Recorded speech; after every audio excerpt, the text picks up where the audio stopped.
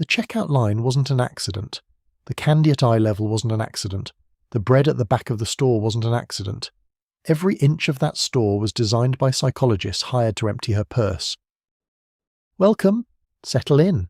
Let your shoulders drop, let your breath slow, and allow the world outside to grow quiet and far away.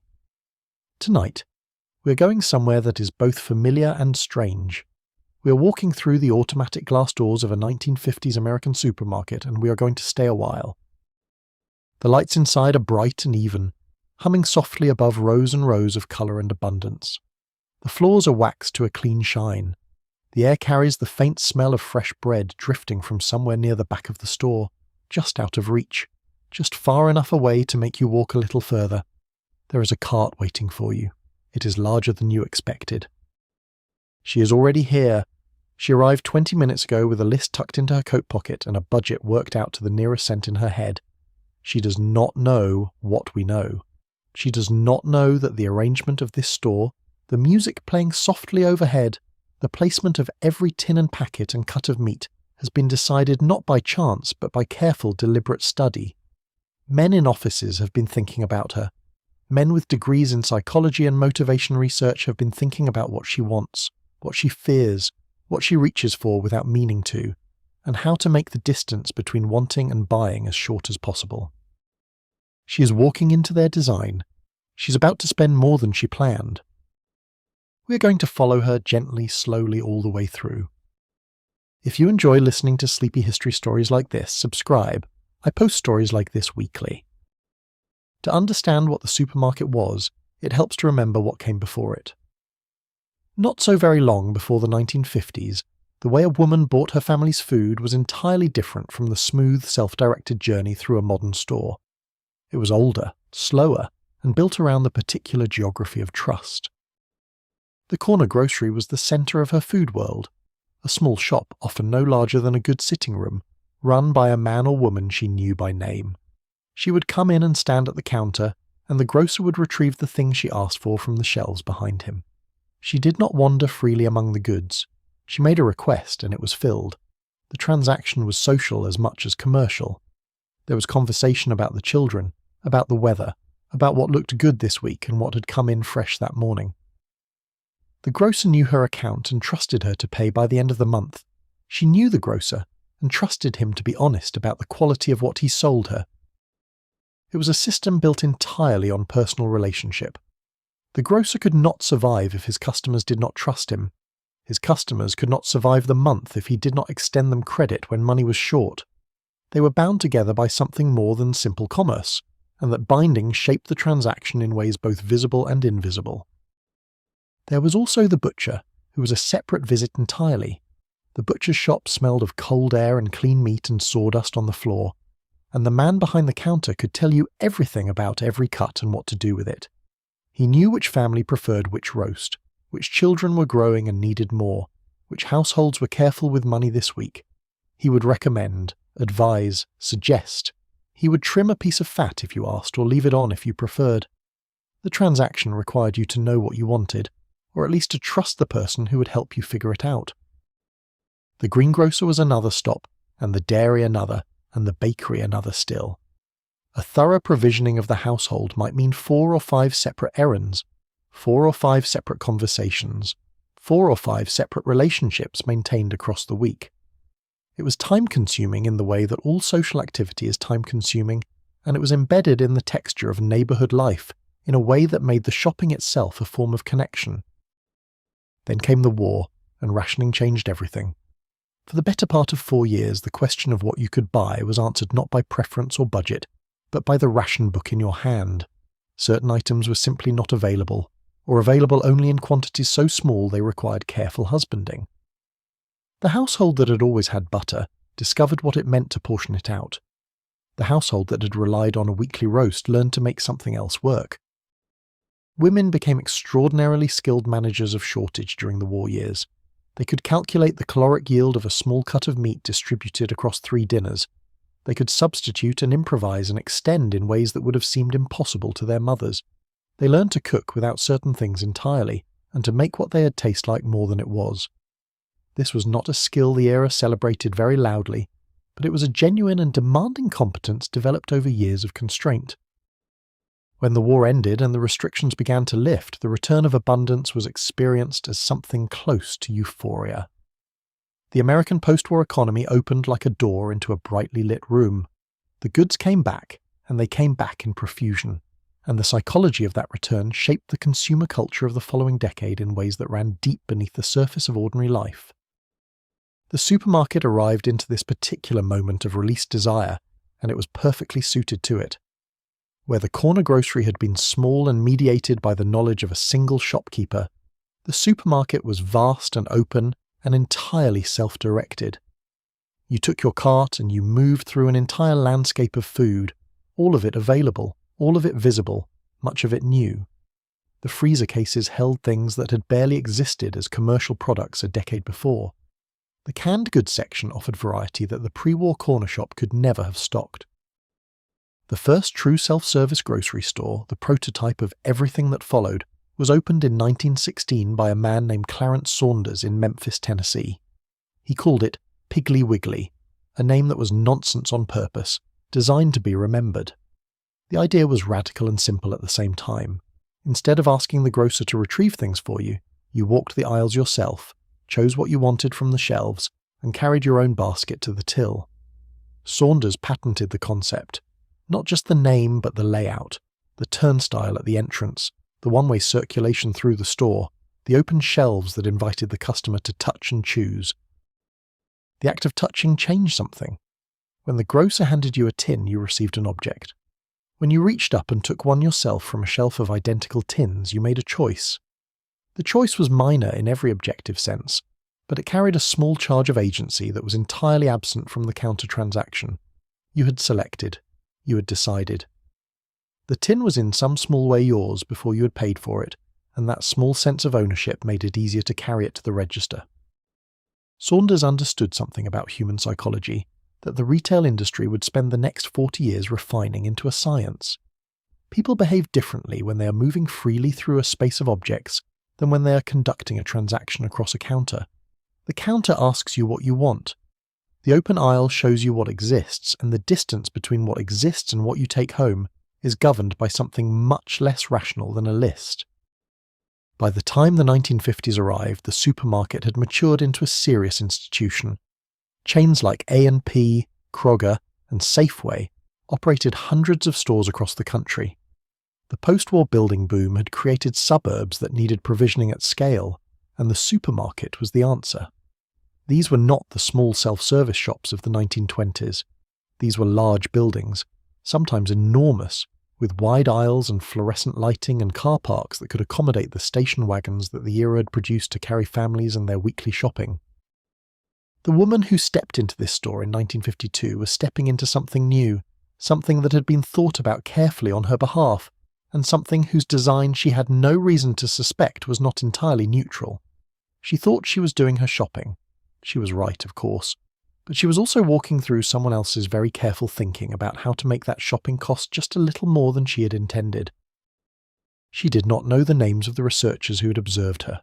She did not know about the experiments conducted in stores not unlike this one, measuring how long she lingered near a display, how far she walked when the milk was moved, how much more she spent when the music slowed down.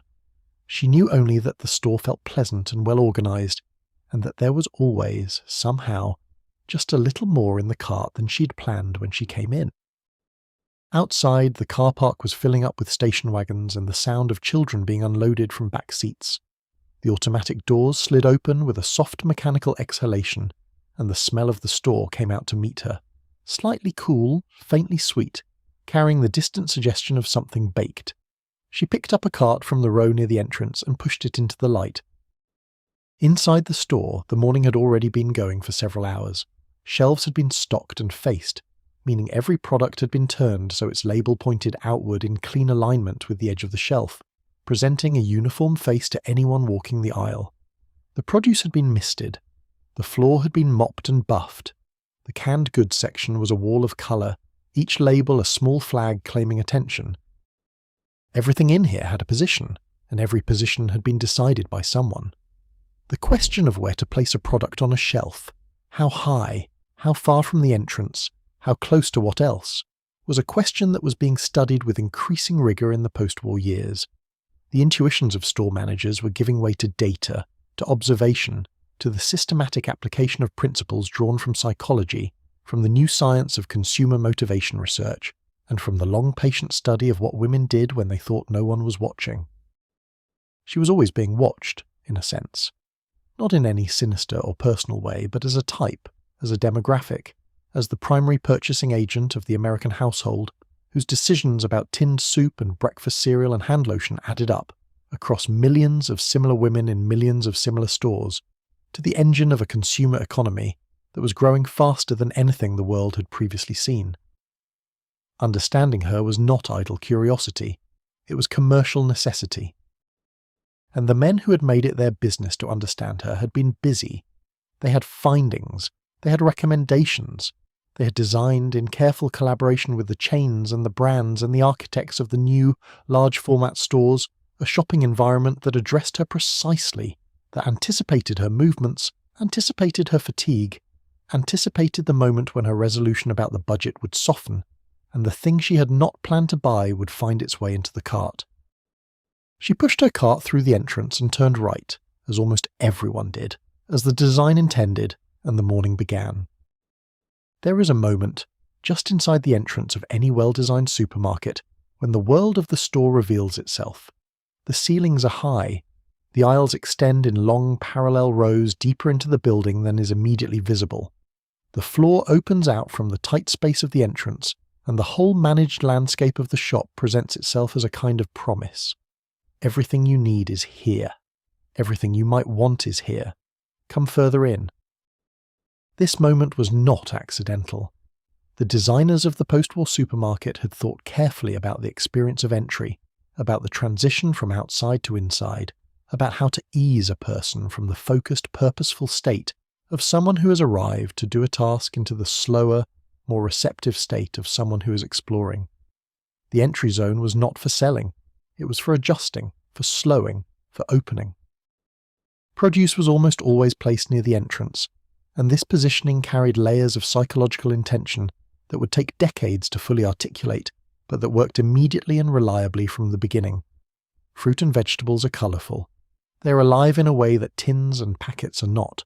They smell of the earth and of freshness. They suggest abundance without suggesting excess. Arriving into a space filled with the bright particular colours of apples and oranges and leafy greens, a person does not feel that they are entering a commercial enterprise. They feel, however briefly and illusorily, that they are somewhere wholesome and natural. The produce section also allowed her to make small satisfying decisions immediately. Choosing the right tomatoes, deciding between 2 bunches of carrots, selecting apples that looked fresh, these were choices that required engagement, that brought her into the sensory world of the store, that activated the pleasure of selection before she had spent a cent. By the time she moved on from produce, she was inside the experience of the store. She was not a person with a list conducting an errand. She was a shopper, and shopping had begun. The layout of the store was built around a fundamental principle that every retailer understood, and that the supermarket refined into architecture. The products that everyone needs, the items that anchor any weekly shop, the things no household can do without, were placed as far from the entrance as possible. Milk was at the back, bread was often at the back, or along a side wall, or simply not near the front. Eggs occupied a position that required traversing the store to reach. This arrangement meant that a woman who came in for milk, bread and eggs could not accomplish this simple errand without passing the entire contents of the store. The path from the entrance to the dairy case was not a straight line she could walk quickly and leave. It was a journey through every category the store carried, past every product that might catch her attention, past every display that had been positioned and designed to intercept her purpose with a suggestion. She knew the bread was at the back. She had been in this store before. She walked toward it past the cereals, past the canned soups, past the biscuits and the cleaning products and the tinned vegetables, and at each step there were things to notice, things to consider, things that reminded her she had almost run out of that, or that the children liked this, or that it was on sale this week only. The cart was part of the architecture too, though it took the industry some years to fully understand how. Early self-service stores had provided baskets that customers carried by hand. A basket has a natural limit, not just of space but of weight. When the things in a basket become heavy, the arm that carries it sends a message to the brain. You have been here long enough. The load is becoming burdensome. It may be time to go to the counter. The cart removed this message entirely. A cart rolls, and rolling generates no resistance proportional to the weight inside it. A cart that is 1/4 full feels identical in the hand to a cart that is 3/4 full. The customer has no physical signal about accumulation. The growing pile in the basket of the cart is visible, but visibility is a different kind of signal from weight, and it operates more slowly, more abstractly, with less urgency. The carts of the early supermarket era were also, by design or happy accident, larger than they needed to be. A cart built to carry the average weekly shop would show that shoppers modest, as appropriately sized. A cart built somewhat larger than the average shop would show that same shop as sparse, as slightly inadequate, as a cart that had room for a few more things. Studies conducted in supermarkets during the 1950s found that when cart size was doubled, average spending increased by somewhere between 40 and 60%. The cart was not merely a convenience, it was a vessel calibrated for a specific volume of desire.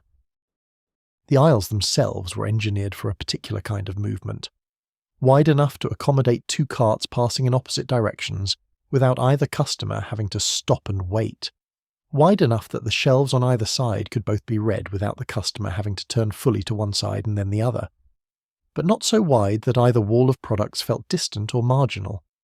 The aisle was designed to put her in close proximity to both sides simultaneously, to keep her in the field of product without making her feel crowded. At certain points in the store, the aisle widened. End caps, the displays at the terminus of each aisle, where the rows of shelving ended and the cross aisle began, were often positioned in slightly broader spaces that slowed the cart's natural momentum. The transition from aisle to cross aisle required a small navigational decision, a slight pause to determine which direction to go next, and that pause was the moment of maximum receptivity. The customer was between intentions, momentarily undirected, and the end cap display was right there, offering something specific and visually arresting to fill the gap. The floor itself had a role, smooth, waxed, reflective. It allowed the cart to roll easily and silently. There was no friction in the journey through the store, no physical resistance to the accumulation of things. The ease of movement was the ease of spending, an environment that made it slightly harder to move, that required effort or attention to navigate, would have created more moments of interruption, more occasions for the customer to stop and reconsider. The smooth floor offered none of these. It said, in the language of physical comfort, keep going. Lighting was constant even, and relatively bright, though not harshly so. The fluorescent tubes that ran the length of the ceilings were cooler in colour than the incandescent lights of the home, and they flattened shadow in a way that made the store feel uniformly open and visible. Nothing was in shade, no corner was dim. The entire space was equally available to the eye, which meant the entire space was equally available to the appetite. In the refrigerated cases along the back walls and at intervals through the store, the lighting was different, cooler and slightly more intense, designed to make the products within them look fresh and appealing. A piece of meat under the specific cool light of the butcher's case looked different from the same piece of meat under the kitchen light at home. It looked more vivid, more abundant, more promising. The refrigerated case was a kind of theatre of food, and the lighting was its stage direction. She walked through all of this without thinking about any of it, which was the point. The architecture was not there to be noticed, it was there to be inhabited. The woman who stopped to think about why the bread was at the back, and whether the cart was perhaps larger than it needed to be, was a woman who had stepped outside the experience the store was designed to create. Most women did not step outside it, because they came to shop, not to analyse, and the experience the store created was pleasant enough, well lit and orderly and full of choice, that there was no obvious reason to look at it critically. She was midway down the third aisle now, the cart filling slowly. She had not yet reached the dairy. She had found 3 things that were not on her list. She would not remember, precisely, deciding to put any of them in the cart. Stand in the aisle of a supermarket and look straight ahead. Your gaze, without effort, settles on the products that are positioned at a height between your waist and your shoulder, slightly closer to your shoulder than your waist, in the zone that requires no bending, no reaching, no adjustment of posture. This is the zone the industry eventually called eye level, and by the 1950s it was already the most valuable real estate in the American retail economy. The grammar of the supermarket shelf was not written down in a single document and distributed to all the stores. It developed over years of observation, of comparing sales data from stores that had tried different arrangements, of listening to the instincts of the most experienced floor managers, and gradually, in the post-war years, of applying the more systematic methods of the new consumer researchers who were beginning to bring psychology into the service of the grocery trade. What the research consistently found was that the position of a product on a shelf had a relationship to its rate of sale that was as reliable as almost any other factor in retail. The shelf position was not simply a matter of visibility, though visibility was part of it. It was a matter of effort. Products at eye level required no effort to see and no effort to reach. They were simply there, in the natural field of vision, available without interruption to the shopping flow. To put one in the cart required only a slight extension of the arm. Products on the bottom shelf required bending. Not a major exertion, but a disruption of the upright, forward-moving posture of a person pushing a cart. Bending required a decision, a slight commitment of effort and attention. Products on the top shelf required reaching, which was a different kind of disruption, involving the arms above the shoulder and a momentary loss of the cart's handle. Both positions created a small threshold, a tiny activation energy, between seeing the product and acquiring it. The threshold was small, but it was real, and it was enough to make a measurable difference to sales. Products moved from a bottom or top shelf position to eye level regularly increased their sales rate by between 30 and 40% with no other change. Nothing new about the product, no change in price or packaging, simply a shift of a few feet vertically, a shift into the zone where the body could reach without thinking. The brands that understood this first were willing to pay for it. The post-war supermarket did not simply allocate shelf space to products on the basis of what fit. It sold space, informally at first, and then with increasing formality and legal complexity as the industry matured. The premium position on the shelf, the location that a woman's hand would reach naturally without adjustment or decision, was available to the manufacturer who negotiated for it, who offered the store a promotional allowance, a cooperation fee, some form of compensation for the advantage the position provided. This arrangement was not visible to her. She saw a shelf of products and she saw some of them more readily than others, and she reached for the ones she saw, and the reasons for seeing them were commercial negotiations that had concluded in offices she had never visited. There was a second dimension to shelf organization beyond the vertical, and that was the horizontal dimension of facing and frontage. Facing meant the number of units of a product displayed side by side across the shelf, presenting their front labels to the aisle. A product given a single facing, 1 unit visible, was easy to overlook. A product given 3 or 4 facings, a solid band of repeated labels across the shelf's width, created an impression of volume and prevalence that a single facing could not achieve. Volume on the shelf communicated something to the customer, not a consciously articulated message, but an impression that was absorbed without deliberate analysis.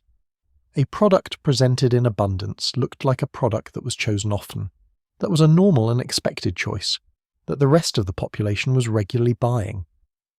A product squeezed into a single slot at the end of a row looked like a product that had barely made it onto the shelf, that was marginal, that perhaps did not deserve the space it occupied. She did not think about facings, she thought about soup, or she did not think about soup and simply reached for a familiar label that presented itself in the way familiar things do, without effort, without drama. The label was familiar partly because she'd always used that brand, and partly because the brand appeared on the shelf 5 times across, filling a section of her visual field that made its presence seem natural and expected. The arrangement of brands relative to each other on the shelf was a further consideration.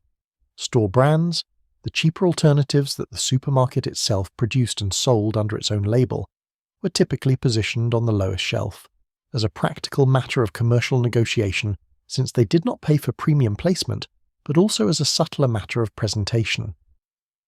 The premium national brands occupied the eye-level positions. The store brand occupied the bottom, available to those who sought it out, unremarkable to those who did not. National brands invested heavily in their packaging during the post-war years, understanding that the shelf was their primary point of contact with the customer. The label was not simply identification, it was persuasion. It was designed by artists and tested by researchers, its colours chosen to stand out in the specific company of its neighbours on the shelf, its imagery calibrated to communicate something about the product that went beyond its ingredients. Colours on the shelf were not random. Warm colours, reds and oranges and yellows, were understood to attract attention and to suggest appetite. Cool colours, blues and greens, communicated freshness or cleanliness, appropriate for products that traded on those qualities. The cereal aisle in a 1950s supermarket was a wall of warm colour, red boxes and yellow boxes and orange boxes, each one competing for the same glance, the same momentary assessment, the same reaching hand. The cereal aisle also introduced a consideration that was particular to her specific shopping experience, the presence of children. She did not always shop alone. Young children came with her, positioned either in the seat at the front of the cart, which brought them to a height that aligned their eye level with the products on the lower middle shelves, or walking beside her down the aisle, free to look at everything at their own height. The cereal aisle in a store with children present was a different commercial environment from the cereal aisle in a store with adults only. The children's cereals, the ones with cartoon characters on the boxes and prizes inside, the ones sweetened to a degree that adults would not have sought out for themselves, were positioned with the child in mind. Not at adult eye level, at child eye level. The research did not require great sophistication to conduct. You watched where children looked. You put the product they were likely to ask for at the height they were likely to look. The asking was the mechanism. A child who saw a cereal box with a familiar cartoon animal on the front, who pointed at it, who said the words, inserted a variable into the shopping transaction that the marketing had specifically engineered. The child's request was not something she had planned for in her budget. It was not on her list. But it was now present in the aisle with her, arriving through the mouth of her child, with a directness that the shelf itself could not achieve.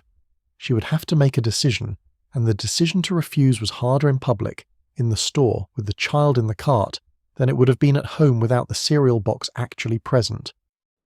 This is the mechanism sometimes called the nag factor, a term that arrived later but described a phenomenon that the positioning of children's products on lower shelves had been exploiting since the practice began. This cereal was not marketed to her. It was marketed through her, using her child as the transmission vector for a message that the brand could not deliver directly. She stood in the cereal aisle, her daughter pointed. The box had a tiger on it and a promise of something inside. The cereal was not on the list. She looked at the price. It was not ruinous. She thought about the morning's argument about breakfast and the value of a morning without argument. The tiger went in the cart. This is what eye level means, not just the height of a shelf. The specific calibration of the store to the human body and its particular vulnerabilities, to the reaching hand, to the tired decision maker, to the child who looked and pointed. Eye level is bi-level not because of any mystery, but because the body is the instrument through which the wallet is reached, and the store was designed by people who had studied the body very carefully. She moved on down the aisle, her cart carrying one more box than her list had called for. The next aisle waited, organised with equal care by people she would never meet, for a woman they had thought about constantly. There are moments in the flow of a shopping trip when the mind is briefly empty of purpose, not empty of awareness, not vacant in any meaningful sense, but suspended between one intention and the next. The end of an aisle is one such moment. The shopper has reached the limit of the row, has arrived at the cross aisle, and must decide which direction to go next or which new row to enter. For a fraction of a second, perhaps longer, she is between tasks.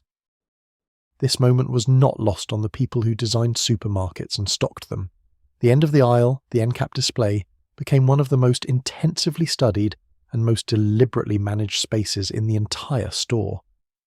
What was placed there, how it was presented, how much space it occupied, and what relationship it bore to the products in the aisle behind it, all of these were decisions with measurable consequences. The end cap worked because of its position in the customer's journey. Products placed at the end of an aisle were in a different category from products placed within it. The products in the aisle occupied their assigned positions, the places where she went to find specific things. The end cap was different. It was not the place you went to find something. It was the place something found you. Shoppers in observational studies conducted during the 1950s were found to spend a disproportionate amount of time at end caps relative to equivalent amounts of shelf space within the aisles. The reason was partly the pause I described, the moment of navigational recalibration, but it was also a matter of visual presentation. End cap displays were three-dimensional, or at least presented products in a way that extended outward into the aisle, rather than lying flat against a wall. They were often built into temporary pyramid or tower structures that gave the display height and visual drama.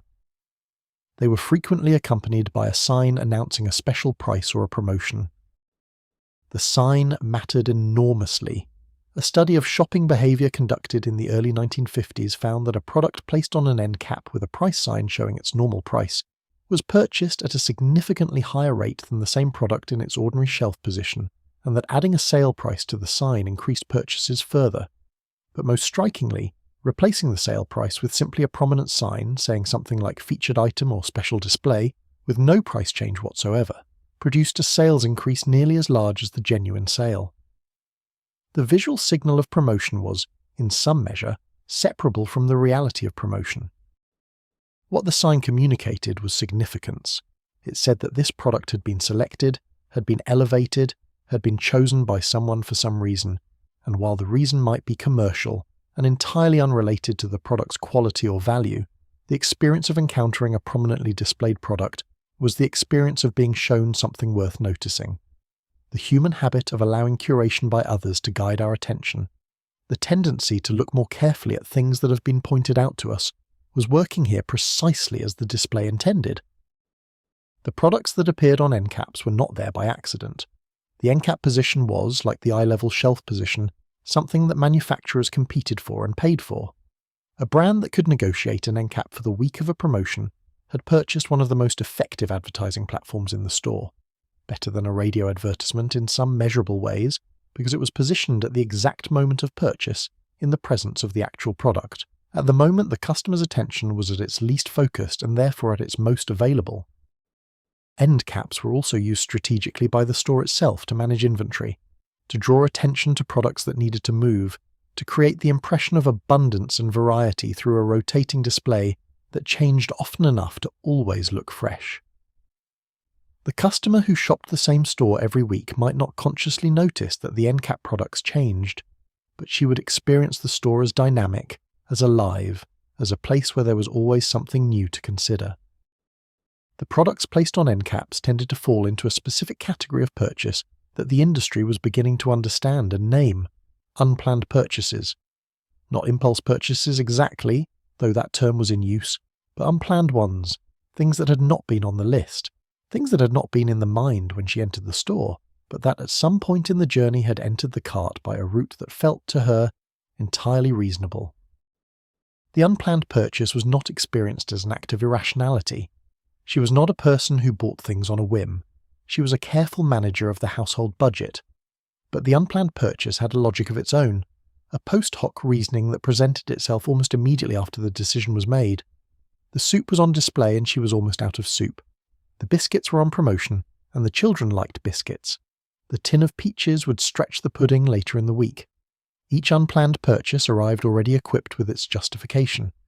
The justification came after the reaching, but it came so quickly that the reaching and the reasoning felt like a single continuous act. Research conducted by Ernest Dichter and others in the consumer motivation field during this period found that shoppers consistently underestimated the number of unplanned purchases they made. Asked to recall what percentage of their cart had been on their list before entering the store, customers would give estimates that the actual data did not support. They believed they had followed their list more closely than they had. This was not deception on their part. It was a genuine failure of self-observation. The unplanned purchase did not feel unplanned. It felt decided because the decision came so quickly and the reasoning followed so promptly that the sequence was invisible. The end cap had one further advantage over the standard shelf position, which was its physical accessibility. Products on an end cap were not behind glass, not behind a counter, not accessible only through a staff member. They were in the open aisle, on a display that was usually at a comfortable standing height, not requiring bending or reaching. This accessibility was a physical version of the permission structure that the whole self-service store created, and the end cap located it at the precise moment of lowest directed attention. She paused at the end of the aisle. The display was built into a modest pyramid of canned peaches, with a hand-lettered sign announcing the price. She had not planned to buy peaches. She was almost certain she had some at home. She reached out and touched a can, turned it slightly to read the label. The price was reasonable. There was something about the golden colour of the label, the suggestion of summer fruit in a tin, that connected to a memory of a pudding her mother used to make that she had not thought about in years. She put 2 cans in the cart. The cart was heavier than her list had said it needed to be. She turned into the next aisle. There are influences on human behaviour so ambient, so thoroughly embedded in the environment, that they operate below the threshold of conscious attention. We adjust to them the way we adjust to the temperature of a room, without noticing the process of adjustment. The supermarket of the 1950s understood this, or rather the people who designed it understood it, and among the most effective of these invisible influences were the 2 that addressed not the eye, but the body's other senses, sound and smell. The relationship between music and the pace of shopping was investigated formally during the post-war period, and the findings were striking enough that they reshaped the sonic environment of retail spaces for decades to come. The foundational studies found something that was, in retrospect, intuitively obvious but that nobody had previously measured with rigour. When the music playing in a store was slow, shoppers moved more slowly. When the music was fast, they moved more quickly. This alone would have been useful to retailers, but the commercial implication went further. When shoppers moved more slowly, they spent more money. The mechanism behind this relationship was not mysterious. A slower pace through the store meant more time in the presence of products, more opportunity for the products to register in the shopper's awareness, more moments in which an unplanned purchase could be contemplated and rationalized. The music did not tell her what to buy. It adjusted the speed at which she moved through the space of possibilities, and slower movement through possibilities yielded more purchases. The tempo of music in a supermarket in the 1950s was typically in the range of 60 to 70 beats per minute, which happens to approximate the resting human heart rate. This correlation was not necessarily understood or intended in the early years of background music in retail, but it was explored later and found to have its own implications. Music at the tempo of the resting heart created an environment of mild, pleasant calm, neither exciting nor soporific, a kind of auditory atmosphere that neither stimulated the body toward movement nor allowed it to drift into disengagement. The content of the music also mattered, in ways that would take longer to fully articulate. Music that was familiar was preferable to music that was unfamiliar, because familiar music does not require the cognitive resources to process it. Unfamiliar music demands a degree of attention, a small but real allocation of the brain's capacity toward identifying and parsing something new. Familiar music was already known, already categorized, and could be processed at low cost, while the mind remained available for the work of shopping. The music played in 1950s supermarkets tended toward the middle register of American popular taste, orchestral arrangements of known songs, gentle instrumental versions of melodies that the population had heard enough times to greet without effort. Nothing challenging, nothing discordant, nothing that would interrupt the mild, pleasant immersion of the shopping experience with a demand for attention. There is a term that was not yet in use during the 1950s, but that describes the phenomenon perfectly. Muzak, which was an actual company providing specially produced background music to commercial spaces, understood its product not as entertainment, but as environmental management. The music was not there to be listened to. It was there to create a particular kind of listening environment, a space of mild, undemanding sound that prevented the silence, which might encourage hurrying, while itself generating nothing compelling enough to arrest the flow. The silence of a store is an interesting thought experiment. A store with no music would be a store in which every sound was significant, in which the footstep on the waxed floor, the creak of the cartwheel, the murmured conversation of other shoppers, the hum of the refrigeration units, all stood out with the clarity of individual events. That clarity might, for some shoppers, have been invigorating. For others it would have been subtly discomforting, the acoustic exposure of a large commercial space doing the work of pressure in a small private one. The music softened the space. It absorbed the irregular sounds of a building full of people and products and machinery, into a continuous acoustic texture that was neither demanding nor empty. It said, in the language of sound, that this was a pleasant place to be, that there was no urgency, that the time spent here was time spent well. Smell was a different matter, operating through a different set of mechanisms and touching a different territory of the human response. The olfactory sense has a direct neural pathway to the parts of the brain involved in memory and emotion, a pathway more direct than any other sense. A smell does not have to be identified, does not have to be processed through the name-finding machinery of language before it triggers an emotional response. The response comes first, and the identification, if it comes at all, comes after. The supermarket understood this in practice before it could articulate it in theory. The placement of the bakery, where one existed, or the bread aisle, near the back of the store was a function of the floor plan logic I described earlier, the need to draw the customer through the store to reach an essential product. But the smell of bread, the specific warm, yeasty, complex smell of something baking or freshly baked, carried through the store's ventilation to the entrance and beyond, was doing something additional. It was saying, in the oldest and most universal language available, that there was food here, that the food was warm and abundant and good. The smell of bread is one of the most thoroughly studied and most reliably effective of commercial olfactory cues. It connects, in a way that almost no other smell does, to something older than preference, to an associative complex of nourishment and home, and the basic satisfaction of hunger met. A person who walks into a space that smells of fresh bread is not simply receiving sensory information about the presence of bread. She is receiving something that touches a part of her response that is not fully under rational management. The dairy section at the back of the store carried a different smell, cooler, faintly sour, clean in the particular way that refrigerated air is clean. The produce section smelled of earth and green things. The meat counter had its cold animal smell, restrained but present. The cleaning products aisle was sharp and chemical. Each section of the store was a different olfactory zone, creating a kind of scent map of the building that was experienced as natural and appropriate, but that was entirely managed. Some stores in the post-war period began experimenting more deliberately with scent as a commercial tool, introducing the smell of fresh coffee near the entrance in the morning, positioning the rotisserie chicken display where its smell would reach the farthest into the store.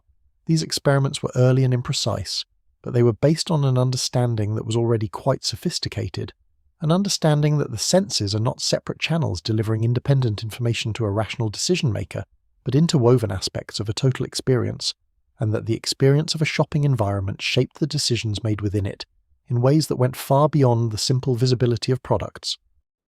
She walked through the baked goods section, and the smell of cinnamon and vanilla from the packaged Danish pastries reached her before she saw them. She had not planned to buy pastries. She slowed. She had made almost the same pastries once from a recipe she'd saved for a coffee morning, and they had been well received. Her husband liked something sweet on Sunday morning. The box went in the cart between the peaches and the cereal she had not planned either. The music continued its quiet, undirected progress through the arrangement of something she would not have been able to name, steady and familiar and soft, just present enough to be felt, not present enough to be heard.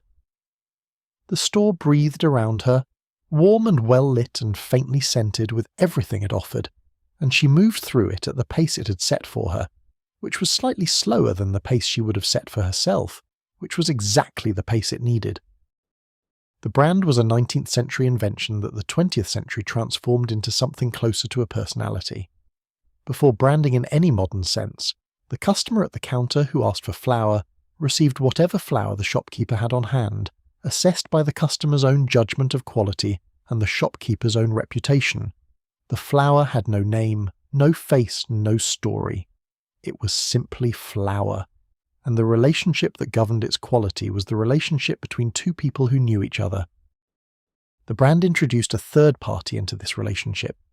Between the maker of the flour and the woman who used it, there now stood a name, a visual identity, a set of associations that had been carefully constructed over years of advertising and that carried with it a promise.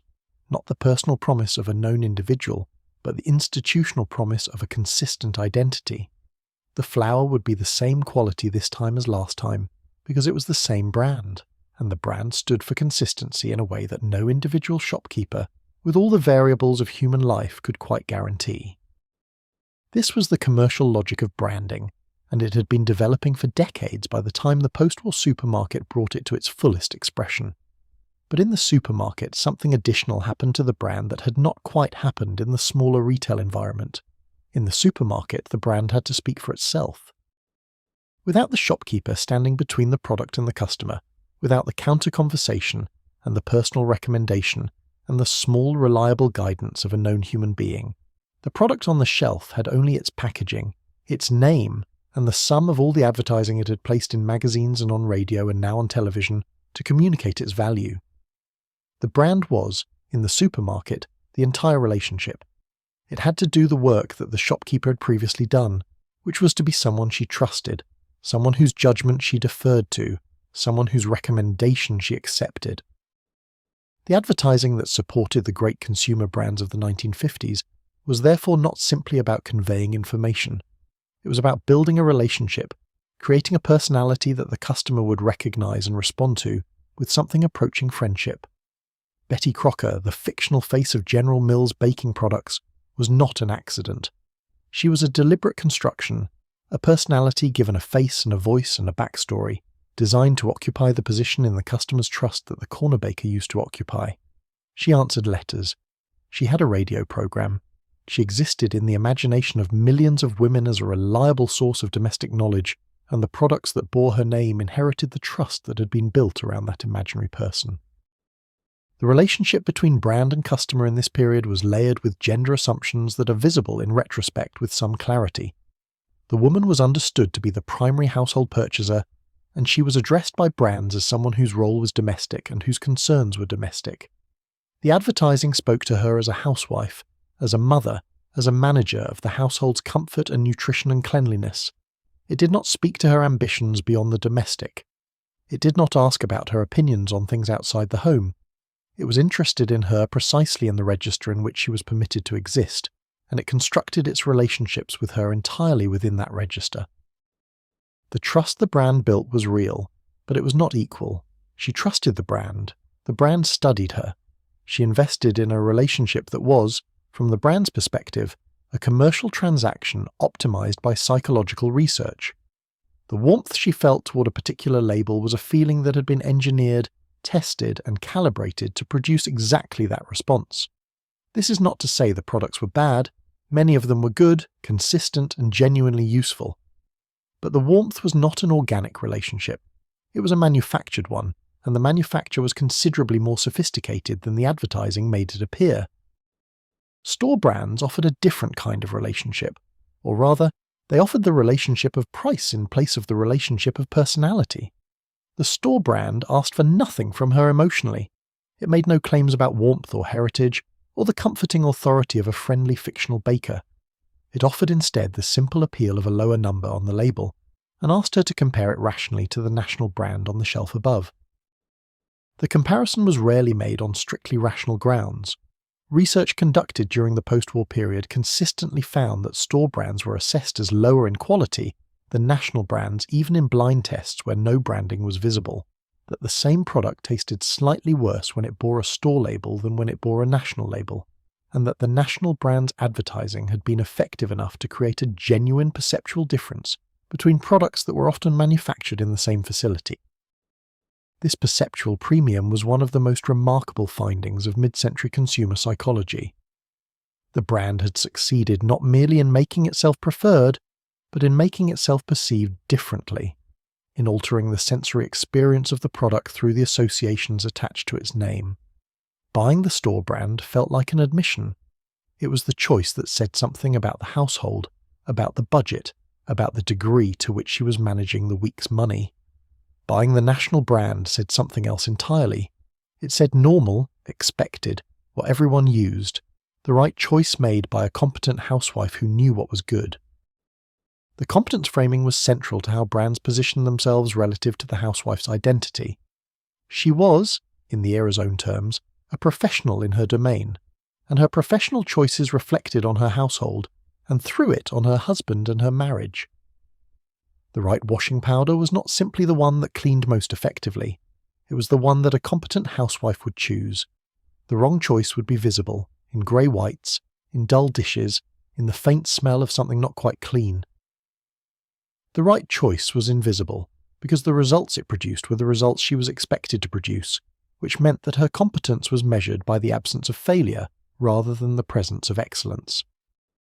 Brands understood this and spoke to it directly. The advertising of this period was full of the threat of domestic failure, expressed softly enough to be instructional rather than hostile. Ring around the collar, the dishwater hands that told a story about the wrong soap, the husband who noticed, or the friend who noticed, or the vague ambient social awareness of a household that was not quite meeting the standard. Each failure could be prevented by the correct product, and the correct product was available right there at a fair price on the shelf she was walking past. She picked up a box of washing powder. It was the one she always used, the one she'd used since before her marriage, the one her mother had used before her. She did not think about why she chose it. She did not compare it to the store brand positioned below it. She placed it in the cart with the comfortable automaticity of a choice that had been made so many times it had ceased to be a choice in any active sense. The brand had become a habit, and habit is the strongest loyalty a product can command because habit does not require the customer to decide. The store she was in knew this. It had arranged the shelf to support the habit. It had given the brand the position that made the habitual reach natural and uninterrupted. The whole system was working, quietly and without drama, to connect the woman with the product and the product with the cart and the cart with the register, in a sequence so smooth and so well engineered that it felt like shopping and nothing more. The woman pushing the cart through the supermarket of the 1950s was not a mystery to the people who designed the store around her. She had been studied. She had been surveyed and observed and interviewed and watched through one-way mirrors in research facilities that were specifically constructed to understand what happened when people made consumer decisions. She was, in the language of the market researchers who thought about her constantly, a demographic, the most commercially important demographic in the American post-war economy. She was between the ages of roughly 25 and 50, and the core of the target group was in her 30s. She was married. She had children, typically 2 or 3, and the youngest of them was often present in the store. She managed the household on a weekly budget that her husband provided, and her discretion over how that budget was spent was almost total within its domestic scope. She bought the food, the cleaning products, the personal care items, the small household goods that made the difference between a comfortable home and an uncomfortable one. The numbers were staggering, and they were known. Estimates from the mid-1950s suggested that American housewives controlled somewhere between 70 and 85% of all household purchasing decisions. This was not a minor force in the economy. This was the primary motor of American consumer capitalism, operating through millions of women on millions of shopping trips every week, aggregating into a volume of commerce that shaped industries, sustained brands, and financed the post-war prosperity that the era celebrated as evidence of American exceptionalism. She was powerful without knowing she was powerful, which was perhaps the defining condition of her position. The economy that she sustained did not describe her as powerful. It described her as a consumer, a term that positions the person it names as a recipient of commercial activity rather than a generator of it. She consumed what the economy produced. She did not shape what the economy produced. The fact that her choices, in their aggregate, constituted the most significant shaping force in the market was not reflected in the language the market used to describe her. The motivation researchers who studied her during this period were working in a field that was new enough to still be contested, but confident enough to be practiced extensively. Ernest Dichter, who had trained as a psychologist in Vienna before emigrating to the United States, and who had become the most prominent figure in the emerging field of consumer motivation research, believed that the reasons people gave for their purchasing decisions were not the real reasons, that beneath the stated logic of quality and price and practical need lay a different set of motivations rooted in desire, in identity, in the particular psychology of the self-image. Dichter's approach borrowed from the psychoanalytic tradition in which he had trained. The conscious mind presented one account of a decision. The unconscious mind held the actual causes. The market researcher's job was to access the deeper account, which required methods that went beyond the simple questionnaire. Dichter used lengthy interviews, free association, projective techniques borrowed from clinical psychology, anything that might allow the research subject to say something true without the filter of the rational self-presentation that ordinary questioning produced. What he found, in study after study conducted with American women during the 1940s and 50s, was that consumer products were not merely useful objects. They were, to the women who used them, representations of something about themselves, about their households, about their relationships to the standards and expectations the era placed on them. The washing powder did not simply clean. It was a tool of the identity, an instrument of the self-presentation that the housewife was expected to maintain. A product that made her feel competent was different from a product that merely worked. The difference was not in the cleaning result.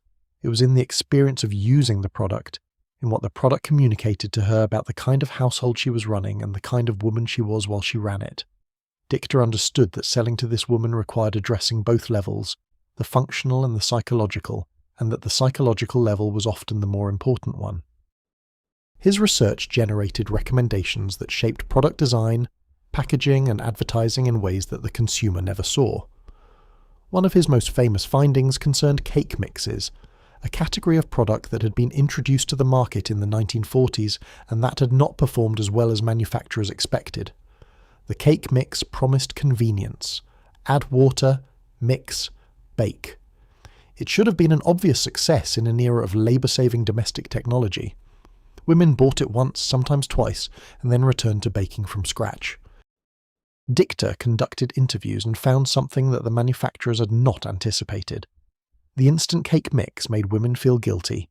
It removed the labour from baking in a way that made the result feel somehow fraudulent, as though the cake they presented to their families or their guests was not their own achievement, but something borrowed from a box. The skill of baking, the mixing and measuring, and the knowledge of how things should look and feel at each stage was part of what made a homemade cake an expression of care and competence. A cake that required only water removed all of that, and in removing the effort removed the gift. Dicta's recommendation was simple and has become one of the most cited examples in the history of consumer psychology. Change the mix to require a fresh egg. Not because the egg improved the cake, though it may have slightly. Because the act of breaking an egg and incorporating it into the batter restored a meaningful element of skill and contribution to the process. The cake made with an egg was a cake the baker had participated in creating. The act of addition, however minor, was enough to make the result feel genuinely hers. The manufacturers followed the recommendation.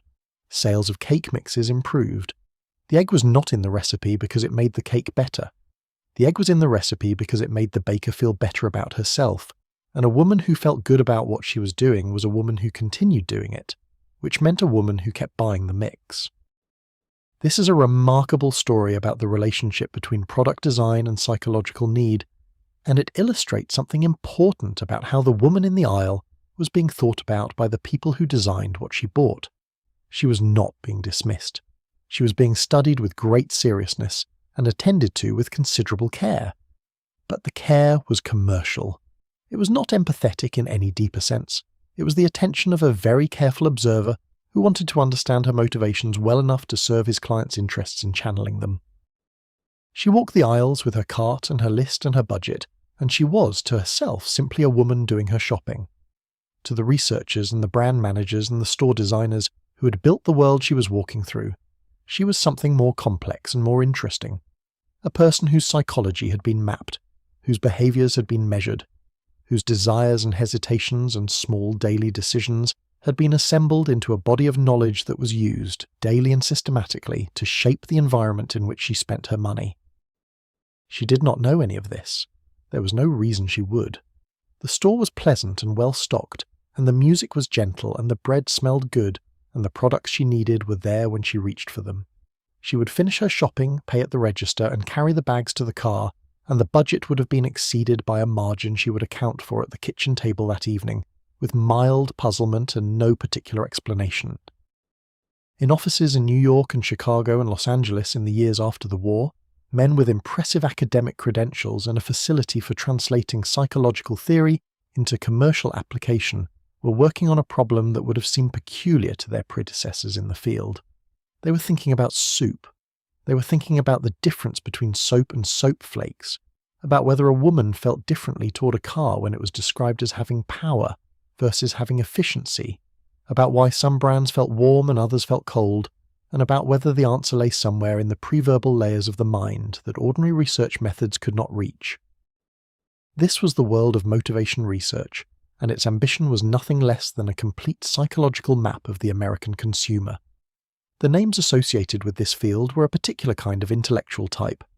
European-trained psychologists who had emigrated to the United States before or during the war, who brought with them the vocabulary of Freud and the methods of clinical depth psychology, and who found in the post-war American consumer market an extraordinary laboratory for their ideas. Ernest Dichter was the most prominent, but he was not alone. Pierre Martineau at the Chicago Tribune was applying psychoanalytic concepts to retail behavior. James Vicari was investigating the relationship between shopping and the dissociative states that intense retail environments could induce. Louis Cheskin was studying the psychology of packaging and what the surface appearance of products communicated about their contents at a level below conscious evaluation. Together, they constituted a movement that was reshaping the relationship between commerce and psychology with a thoroughness that the advertising industry and the retail trade were eager to support. Their methods were deliberately designed to circumvent the rational self-presentation of the research subject. If you asked a woman why she bought a particular brand of butter, she would tell you it tasted better, that it was good value, that she had always used it. These answers were true in some sense, but they were surface truths, the accounts that a rational self-presentation generated. The motivation researcher was not interested in the surface truth. He was interested in what lay beneath it. Depth interviews, conducted over hours rather than the minutes of a standard questionnaire, allowed respondents to move past their initial accounts and into the territory of association and feeling. A skilled interviewer could guide the conversation through progressively less guarded registers, using techniques borrowed from clinical practice to arrive at responses that the subject would not have volunteered in a conventional setting. These responses, collected from enough subjects to identify patterns, formed the basis of recommendations about how products should be positioned, advertised, and designed. Projective techniques were particularly useful. Rather than asking a woman directly about her feelings toward a product, which would produce a censored and rationalized response, the researcher might ask her to describe the kind of person who would buy that product, or to complete a story that began with someone placing the product in their cart, or to associate the product with a color, or a season, or an animal. These indirect methods reached around the guard of a self-presentation to the associative material below, and what they found was consistently richer and more revealing than anything a direct question could elicit. The associations that women had with various cleaning products in this period were a source of particular fascination for the motivation researchers. Soap, at the simplest level, cleaned, but soap at the associative level was connected to complex and emotionally loaded territory. The clean body was the morally uncontaminated body. The clean house was the household of a woman who had her responsibilities in order. Dirt was not merely a physical state, it carried the associations of failure, of neglect, of a life not adequately managed. A cleaning product that promised to eliminate dirt was therefore making a promise that went far beyond the physical. It was offering relief from a complex of social and moral anxiety that the era had loaded onto the appearance of the domestic environment. Understanding this allowed the marketers of cleaning products to address their customers at the level where the real emotional stakes were located, which produced advertising of a particular intensity, advertising that could make a woman feel genuinely anxious about the state of her kitchen floor in a way that was entirely disproportionate to any reasonable assessment of its actual cleanliness. Dichter's work on cars produced findings that revealed the gendered complexity of product psychology with particular vividness. His famous research on the relationship between men and convertible cars found that men associated the convertible with freedom, with escape, with a fantasy of self-liberation that was entirely at odds with the practical reality of their lives as office workers with mortgages and family obligations. The convertible was not a sensible purchase. It was a statement about a self that the purchaser wished he were free to be. For women, Dichter's research suggested a different set of associations. The family car, the station wagon, the practical vehicle was the symbol of the household she managed and the life she organized. It was a domestic object, extended into the driveway. It was not the site of fantasy, but of function. The motivation researchers were building a picture of a gendered consumer psychology in which men's purchases were about desire and identity, while women's purchases were about competence and domestic performance, a picture that served the commercial interests of their clients and that happened to be consistent with the era's most fundamental assumptions about the difference between men and women. The research that was most directly applied to the supermarket environment concerned not the grand themes of desire and identity, but the fine-grained mechanics of decision-making in the store. Observational studies in the 1950s found that the decision to purchase a product, when examined in real time, often took less than 1 second. The hand moved, the product entered the cart, and the shopper continued moving, without any visible deliberation, without a pause that an observer could detect. This finding was both reassuring and troubling, depending on one's perspective. Reassuring to the advertiser and the retailer because it suggested that the work of advertising, of establishing the brand in memory and creating the associative connections that would guide the hand in the store, was being done effectively. Troubling to anyone who wanted to believe that consumer decisions were rational, deliberate evaluations of competing options that resulted in the best possible choice. The sub-second purchase was not a rational choice. It was a habit, a conditioned response, an automatic reach shaped by everything that had come before the moment. The advertising seen over years, the previous experience with the product, the position on the shelf, the sense of recognition generated by the familiar label, and, beneath all of that, the whole scaffolding of psychological association that the motivation researchers had been cataloguing and the advertisers had been building. She reached for the breakfast cereal and the washing powder and the tinned tomatoes without deliberating because she had deliberated already, long ago in some earlier version of this shopping trip, and the deliberation had been resolved and stored in the body's automatic repertoire. The choice had been made before she entered the store. The store had ensured that the choice, once made, would be made again, by giving the familiar product the familiar position and the familiar label, so that the body could find it without the mind having to be involved. The men in the offices had done their work well. They had understood her better than she knew, had mapped her psychology with care and intelligence and commercial purpose, and had used what they found to build a world around her that was perfectly calibrated to her habits and her vulnerabilities and her daily round of small decisions. They had not done this with malice. They had done it with the clean conscience of professionals who believed, or who at least asserted, that what they were doing was serving the consumer's genuine needs, giving her products she wanted, delivered through stores she found pleasant, supported by advertising that informed her choices. Whether the consumer agreed with this characterization was a question that would not be asked in any forum where the answer could make a difference for some time yet.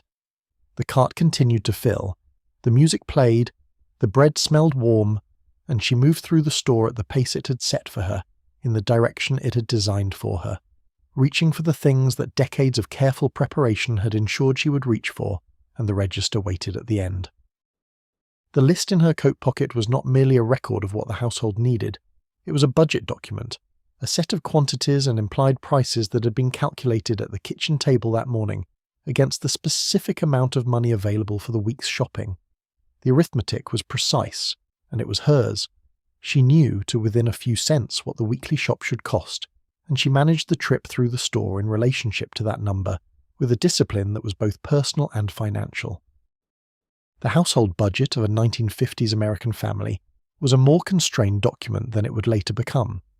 The post-war economy was prosperous, but the prosperity was unevenly distributed, and its most common expression in working-class and lower-middle-class households was stability rather than surplus.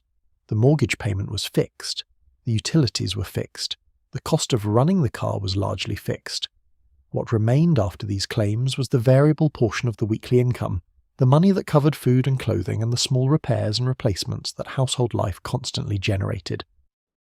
She managed this variable portion with care because the fixed claims were genuinely fixed, and the variable portion was where the household either succeeded or struggled. Overspending on groceries in a given week meant something had to give, a plan deferred, a bill paid late, a conversation with her husband about the money that she would rather not have.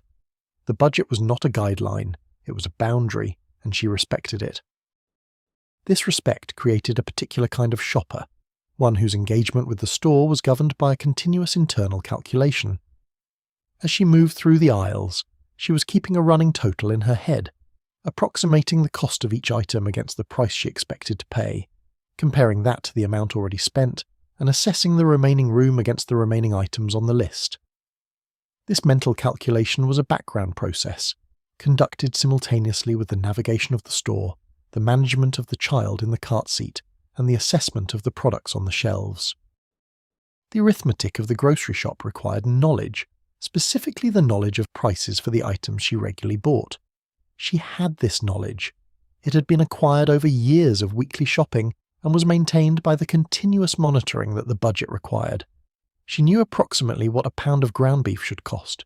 She knew the price of the brand of soap powder she used, the cost of the cereal and the milk and the bread, the going rate for the cuts of chicken she preferred. This price knowledge was not written down anywhere. It was held in memory, in the same part of the mind that holds the daily facts of domestic management, accurate enough to guide a budget calculation and flexible enough to register when a price had moved since last week. The price that had moved was an opportunity, a reduction from the usual price, whether the result of a genuine sale, a promotional offer by the manufacturer, or simply a clearing of stock that the store needed to move, was information that she acted on. She was not immune to the appeal of the sale price. The sale price spoke directly to the arithmetic she was doing and offered a small improvement in the calculation, a slight expansion of the margin between what she was spending and what the budget allowed. But her response to the sale price was not automatic. It was assessed. The sale price on an item she regularly bought was a genuine saving, straightforward and welcome.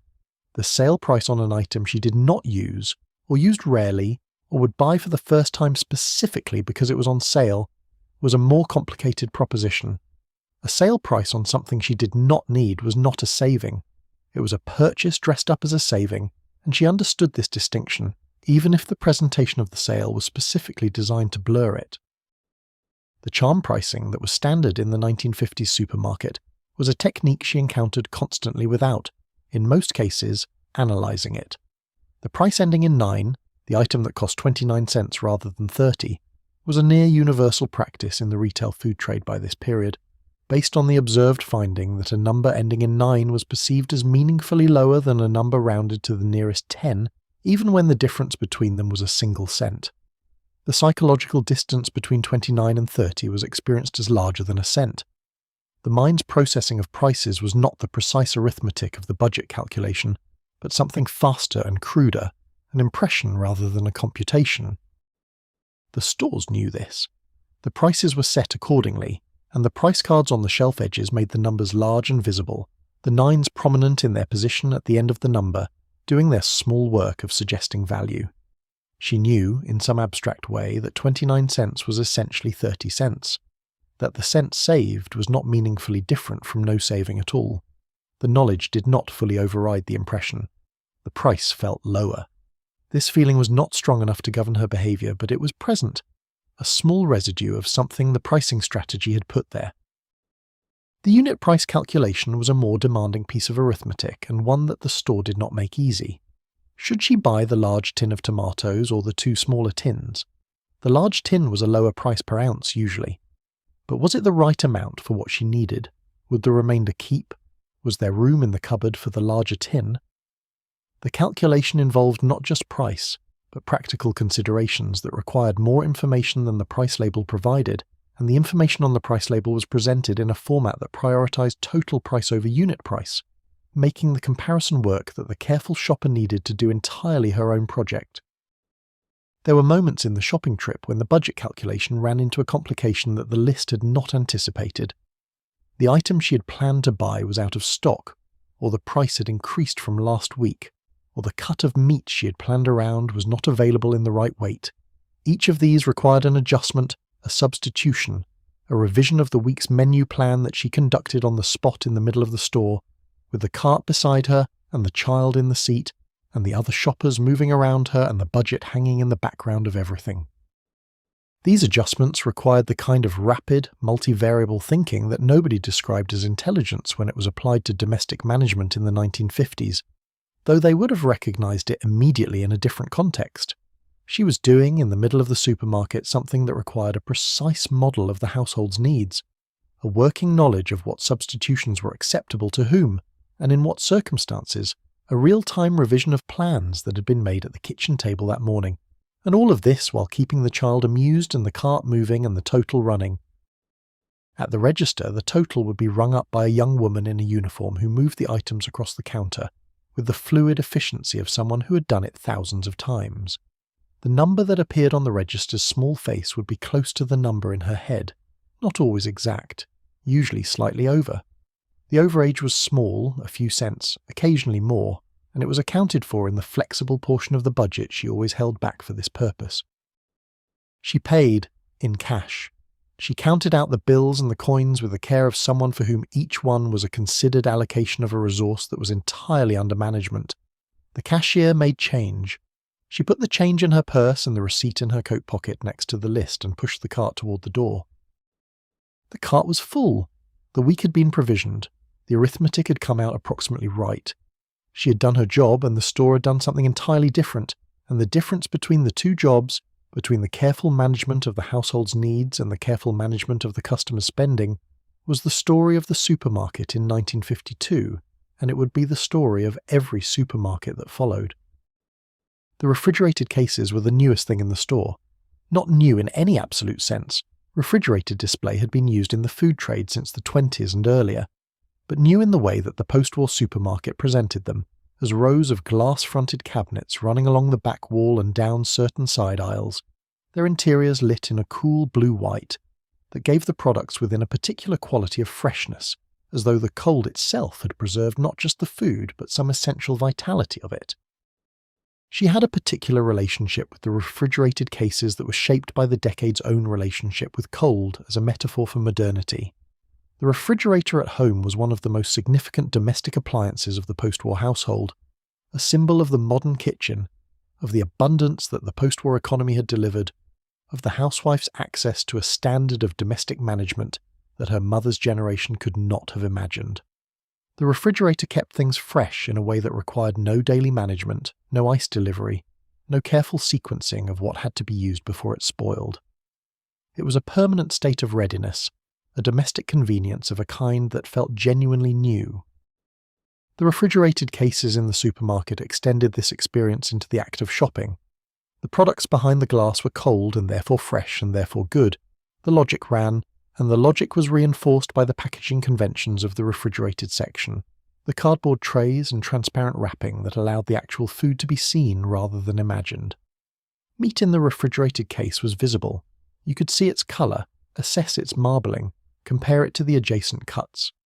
This visibility was, like the open shelves of the self-service store more generally, a form of agency that the counter service of the old butcher's shop had not offered. The meat counter was the centrepiece of the refrigerated section and the centrepiece of the weekly budget. Meat was the most expensive category in the weekly shop, the item whose cost could most significantly move the total either over or under the planned amount. She approached it with attention. The post-war American diet was organised around meat in a way that reflected both prosperity and cultural expectation. The family dinner without a protein at its centre was not a proper dinner in the vocabulary of the era. Meat was the main event, the thing the rest of the meal was built around, the proof that the household was doing adequately well. A week of meatless dinners was not poverty exactly, but it was adjacent to something that felt like poverty, a sense that the household had not quite reached the standard. This cultural loading of meat as the symbol of domestic sufficiency meant that the meat counter held an emotional charge that the breakfast cereal aisle did not. A woman who chose a modest cut of meat for the week was making a calculation that was visible in the result, visible at the dinner table where her husband and children ate what she had provided. The quality of the cut spoke to the quality of the household management. This was not a pressure she invented. It was a pressure that the culture had created and that the advertising of the meat industry and the supermarket's own presentation of the meat section actively maintained. The variety of cuts available at the supermarket was significantly greater than what she would have encountered at the neighbourhood butcher, where the selection was determined by the butcher's own purchasing and by the particular tradition of the area. The supermarket stocked a wider range, and the names on the labels were standardised, which was a form of consumer education that had been developing since the 1930s.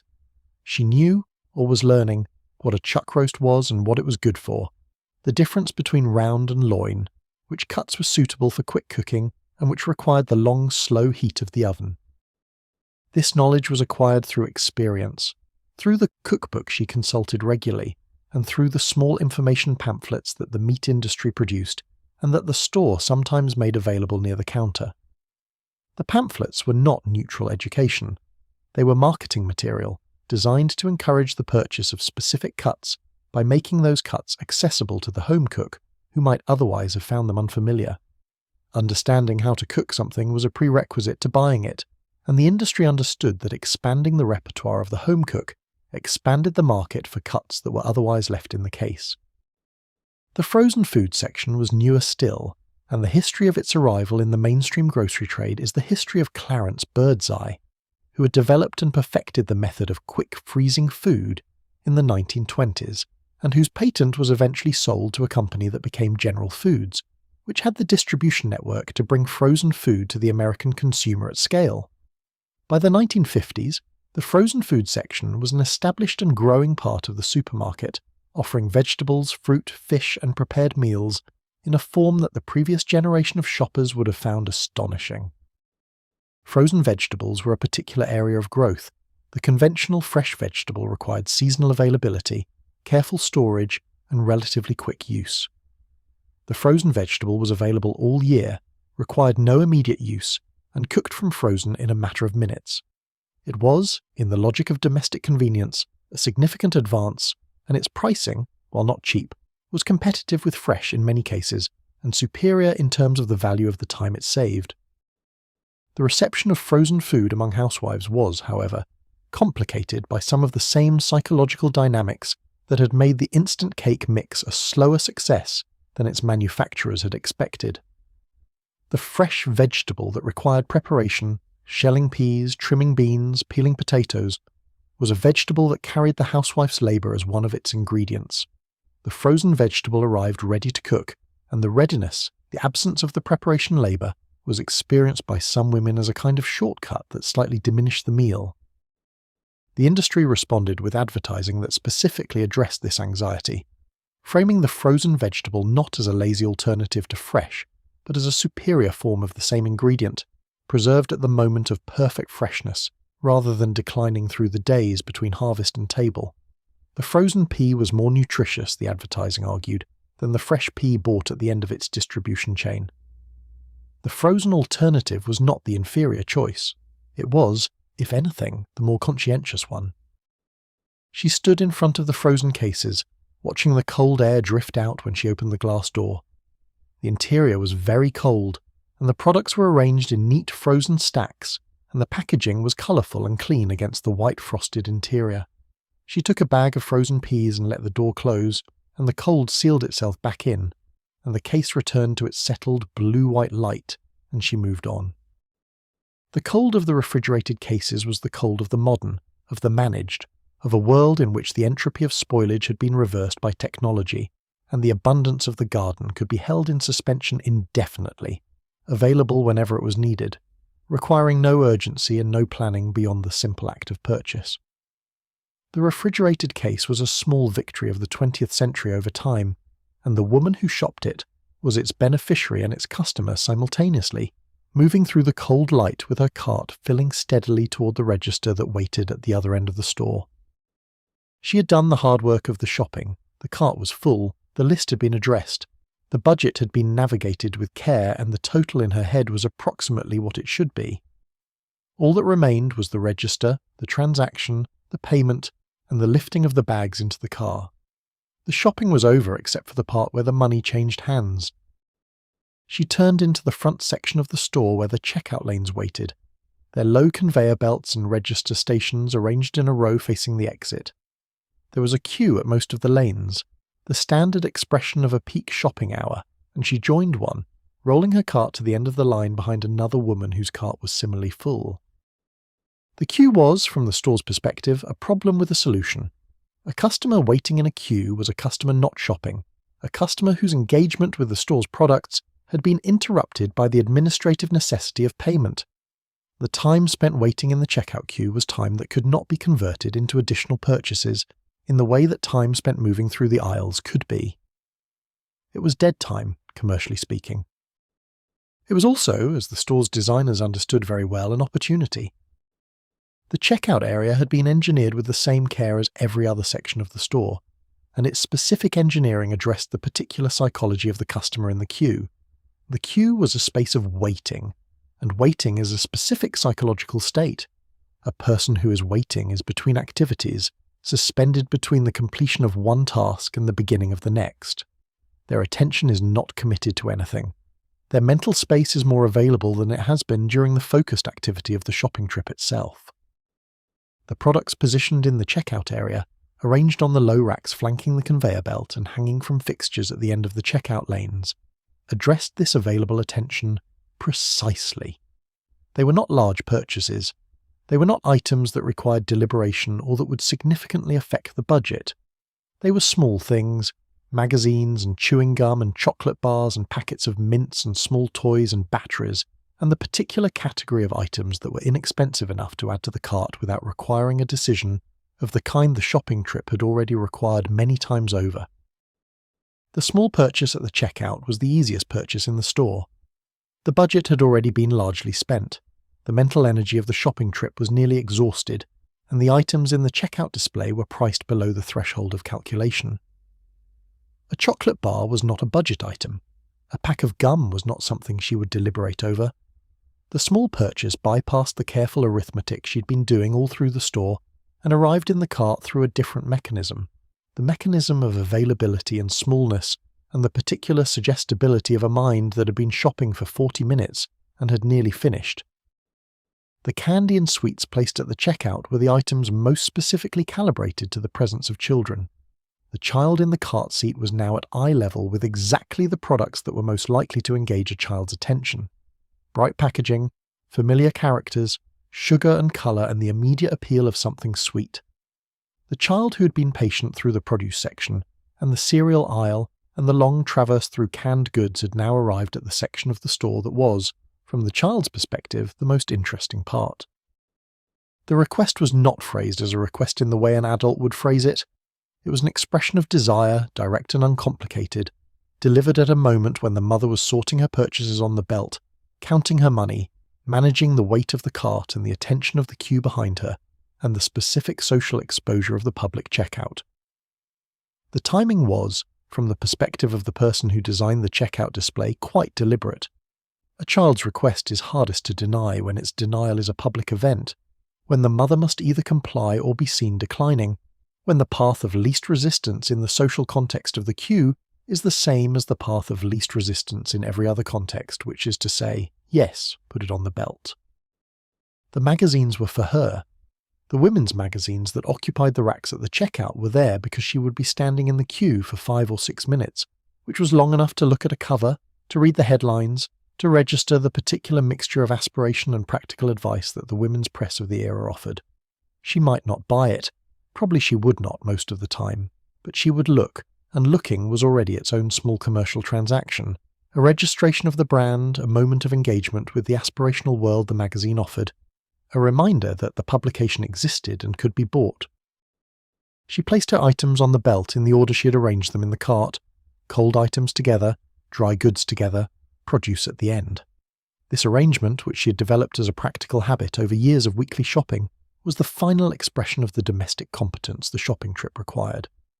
The organisation of the belt, like the organisation of the list and the management of the budget and the navigation of the aisles, was work. The particular kind of work that is invisible because it makes everything else work without drawing attention to itself. The cashier rang through the items with practiced speed. The register made its sounds, each item a small mechanical registration of the week's provisioning, and the total assembled itself on the face of the machine. It was close to what she had calculated. 3 cents under, in fact, which was a small satisfaction she noted without remarking on. She paid. She gathered the change. She lifted the bags into the cart and pushed it toward the door, and the automatic doors opened in front of her, and the outside air came in, fresh and cool, after the managed warmth of the store, and she was back in the world. Behind her, the store continued. The music continued. The refrigerated cases hummed in the back, maintaining the cold. The end caps held their displays. The shelves faced their labels to the light. Somewhere in the store, another woman was beginning the same journey she had just completed, pushing a cart through the produce and turning right, moving toward the bread and the milk at the back, collecting the week's provisions against a budget and a list, being guided by a design she would never have reason to examine. The car was in the car park where she had left it. She loaded the bags into the boot. Her daughter asked about the chocolate bar that had gone in the cart at the checkout, and she said, "After we have put the shopping away." The car started, and the store receded in the rearview mirror, and the week's provisioning was done. Not every price in the supermarket was set to maximize profit on that particular item. This fact, when it's understood, changes the way the store looks. It reveals the commercial landscape as something more strategic and layered than a simple collection of products at their going rates, and it illuminates one of the more elegant and effective techniques that the post-war supermarket had inherited from the retail trade and refined to an art. The loss leader was a product sold at or below cost, sometimes significantly below, specifically to attract customers to the store. The loss on the product itself was a marketing expense, a cost incurred in the service of bringing a person through the door who would then, the calculation assumed, spend enough on the other items in her weekly shop to more than compensate for the products sold at a loss. The loss leader was bait, and the rest of the store was the trap, though trap is perhaps too dramatic a word for what was, in practice, a perfectly legal and commercially rational arrangement.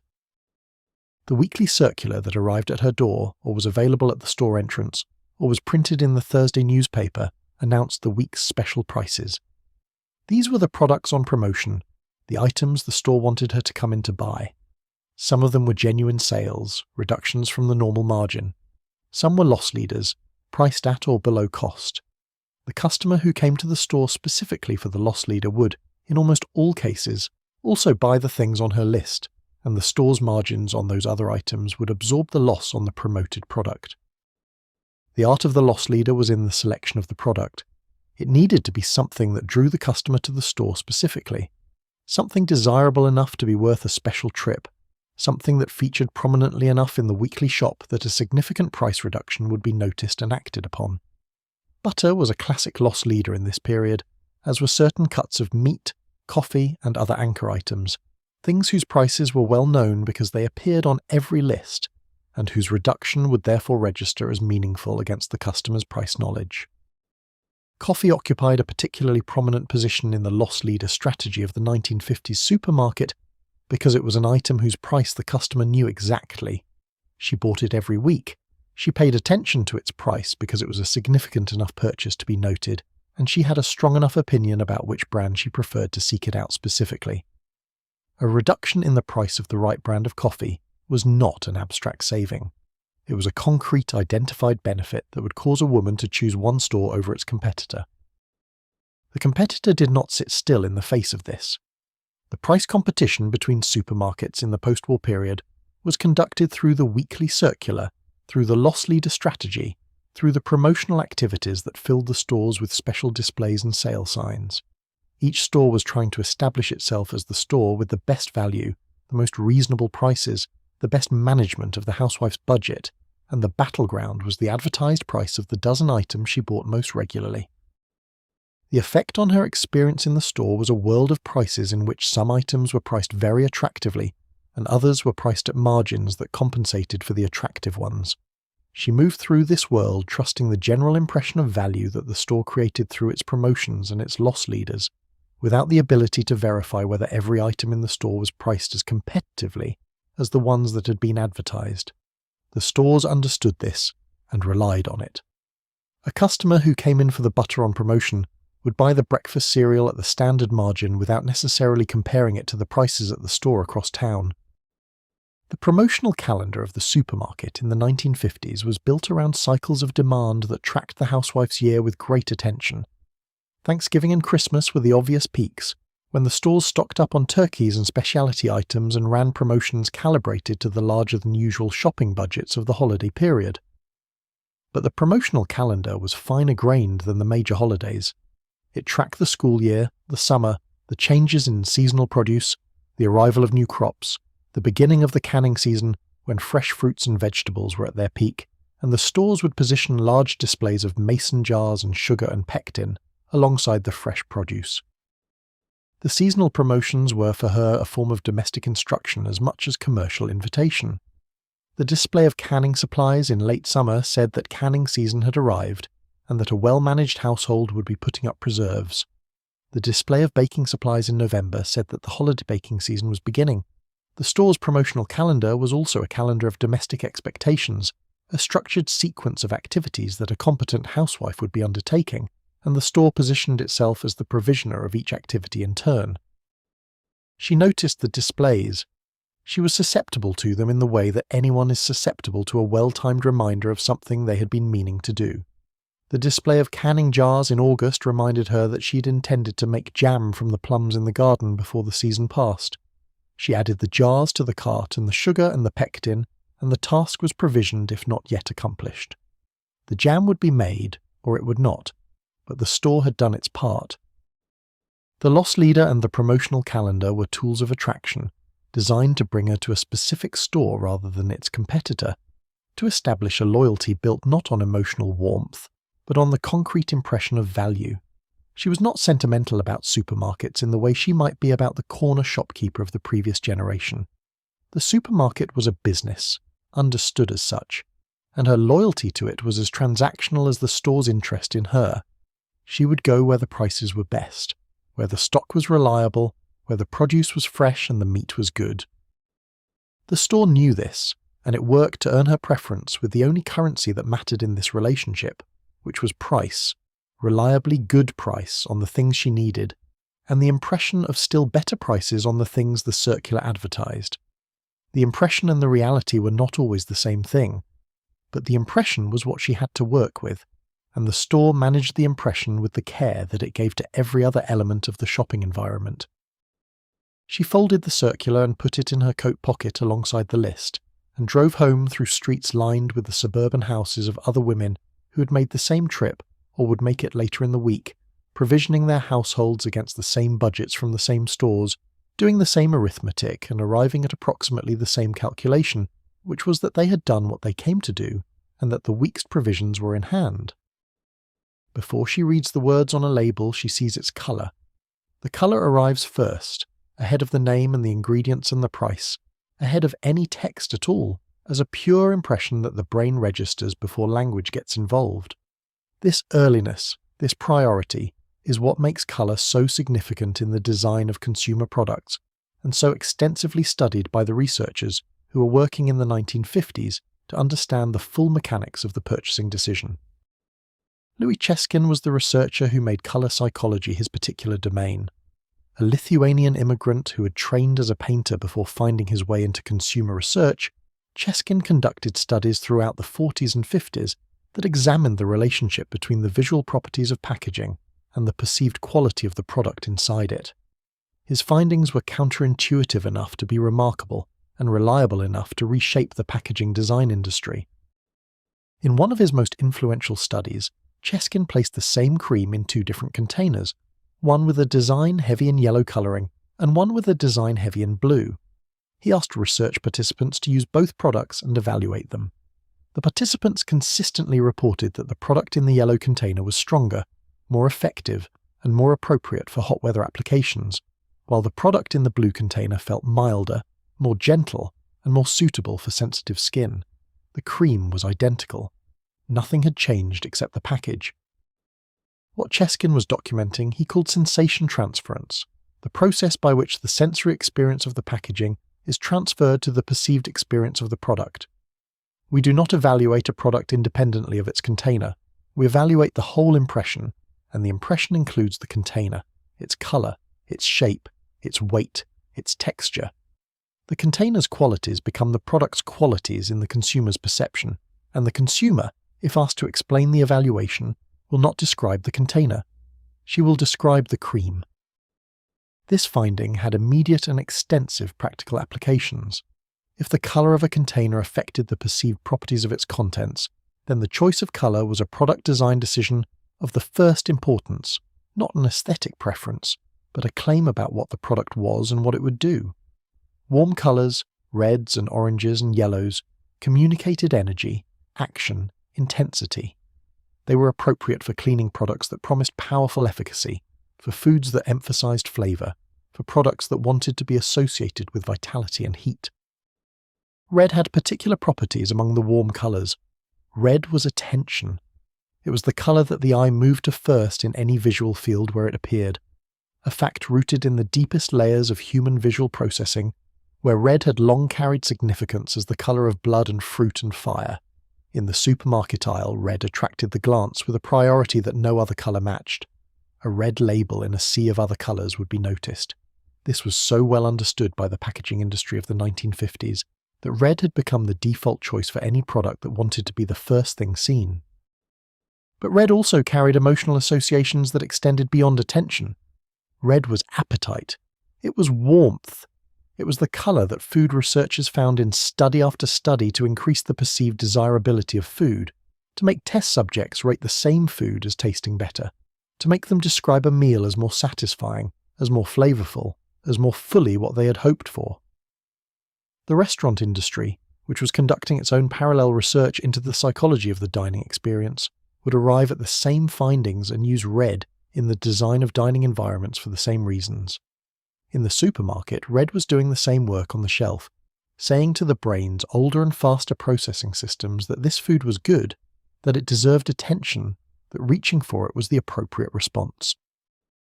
Cool colours, blues and greens and clean whites carried different and complementary associations. Blue was trust. Blue was the colour of clear water and clear sky, of reliability and consistency, and the absence of contamination. It was, in the laboratory of consumer perception, the colour of things that could be depended upon. Detergents used blue because cleanliness and reliability were their core promises. Dairy products used blue and white because freshness and purity were theirs. A product that wanted to say it was safe, consistent, and without hidden properties could say this, at least in part, through the calm authority of blue. Green had a more complex history in food packaging because it occupied an ambiguous territory between two very different associations. Green was nature and freshness, the colour of growing things, of vegetables and garden produce, of the natural world as opposed to the manufactured one. But green was also, in a different register, the colour of decay, of meat gone off, of foods past their useful date. The negative association was sufficiently alive in consumer perception that food manufacturers were cautious about green, using it selectively and in specific shades that leaned toward the fresh end of the association and away from the deteriorating end. The particular shade of a colour mattered as much as the colour itself. A bright clean green said something different from a dull or murky green. A vivid true red said something different from a brown-tinged red that suggested something slightly past freshness. The entire palette of commercial packaging was a vocabulary in which fine distinctions of shade and saturation carried meaning, and the researchers who studied this vocabulary were developing an understanding of it that was far more precise than anything that existed in the formal study of colour theory. She stood in the canned goods aisle and her eye moved through the wall of labels with the unconscious efficiency that years of shopping in this store had produced. She knew the section she wanted. She moved toward it, and as she did, the labels organised themselves in her perception into familiar and unfamiliar, into her brands and not her brands, into the products she was here to buy and the products she was passing. The familiar label was a form of colour memory. She recognised the brand not by reading the name, but by the combination of colour and shape, and overall visual impression that the packaging had established over years of repetition. The Campbell's red, that particular red, was a specific shade that the brand had used consistently for decades, and that had become, in the visual memory of anyone who had grown up with it, not just a red, but that red, the soup red, the red that said a specific thing in a specific language that required no translation. She reached for it. The hand moved before the name was read, guided by the colour impression that preceded language. This is how most shelf purchases work, not as the end of a deliberative process, but as the conclusion of a recognition event. The familiar label is recognised and the hand follows the recognition. The deliberation, if there was any, happened long ago, the first time the product was chosen and found to be good. What happens at the shelf is the continuation of an earlier decision, executed automatically, guided by colour before words. She placed the tin in the cart and moved on, the label's particular red retreating as the cart rolled down the aisle, and the wall of other colours continuing to present itself to her peripheral vision, all of it doing its work, all of it reaching toward her through the precise and studied language of the visual spectrum, speaking in a register that was older than speech and closer to the body's immediate responses than any words on the label could be. Madison Avenue in the 1950s was not merely a street in New York. It was a shorthand for an entire culture, a way of thinking about human beings, their desires, and the commercial possibilities that desire created. The advertising agencies that lined the avenue and the adjacent blocks were among the most powerful institutions in the American economy, not because of the money they spent, though that was considerable, but because of the access they had to something no other institution possessed in quite the same way, access to the interior world of the American consumer. The people who wrote advertisements for the great brands of this era were, by the standards of their time, unusually sophisticated about human psychology. Not because they had all trained as psychologists, some had, most had not, but because their work required them to think carefully about what moved people, what reassured them, what created in them the specific combination of desire and confidence that led to a purchase. Good advertising was an act of empathy, of understanding the person you were trying to reach so completely that you could construct a message that connected with something real in their experience. The housewife was the most important audience for the advertising of this period, and she was studied accordingly. The advertising that addressed her was built around a model of her life that was, in its broad outlines, accurate, and, in its specific emphasis, strategically designed. The model acknowledged that she was the manager of the household, responsible for its provisioning and maintenance. It acknowledged that she cared about her family's well-being, that she took her role seriously, that she had standards and worked to meet them, and having acknowledged all of this with evident respect, it inserted the product as the specific means by which these acknowledged qualities could be expressed. The anxiety architecture of 1950s advertising is worth examining carefully, because it illuminates something important about the relationship between the advertising and its audience. The typical structure of the era's housewife-directed advertising moved through a specific sequence. First, the establishment of a standard, expressed either visually or verbally, sometimes both. The clean white shirt, the shining floor, the bright bathroom, the family sitting down to a meal that looked like the illustration in the cookbook. This is what the standard looks like. This is what is expected. Second, the introduction of a gap between the standard and the customer's current situation. Not always explicit, often quite subtle, but present in the form of a question, a comparison, an implicit suggestion that the product she was currently using might not be achieving the standard, that there was a better result available if she made a different choice. The gap created a mild anxiety, a small doubt, a slight unease about whether she was doing it as well as she could be. The anxiety was not strong, it was calibrated carefully to be motivating without being distressing, to create a desire for the product's solution without making the customer feel accused. Third, the solution. The product, applied with confidence, would close the gap. The shirt would be whiter, the floor would shine more brightly, the bathroom would be cleaner, the family would sit down to a better meal, the standard would be met, the anxiety would resolve, the product was the mechanism of resolution, and the woman who chose it was a woman who took her responsibilities seriously enough to use the right tool. This structure was effective because it addressed something real. She did care about her household's appearance and her family's nutrition, and the quality of what she provided. The advertising's representation of her concern was accurate. What the advertising added to this accurate representation was the commercial implication, the suggestion that the appropriate expression of the care she already felt was to buy this specific product, that the product and the care were connected in a way that made buying the product an act of the same quality as the care itself.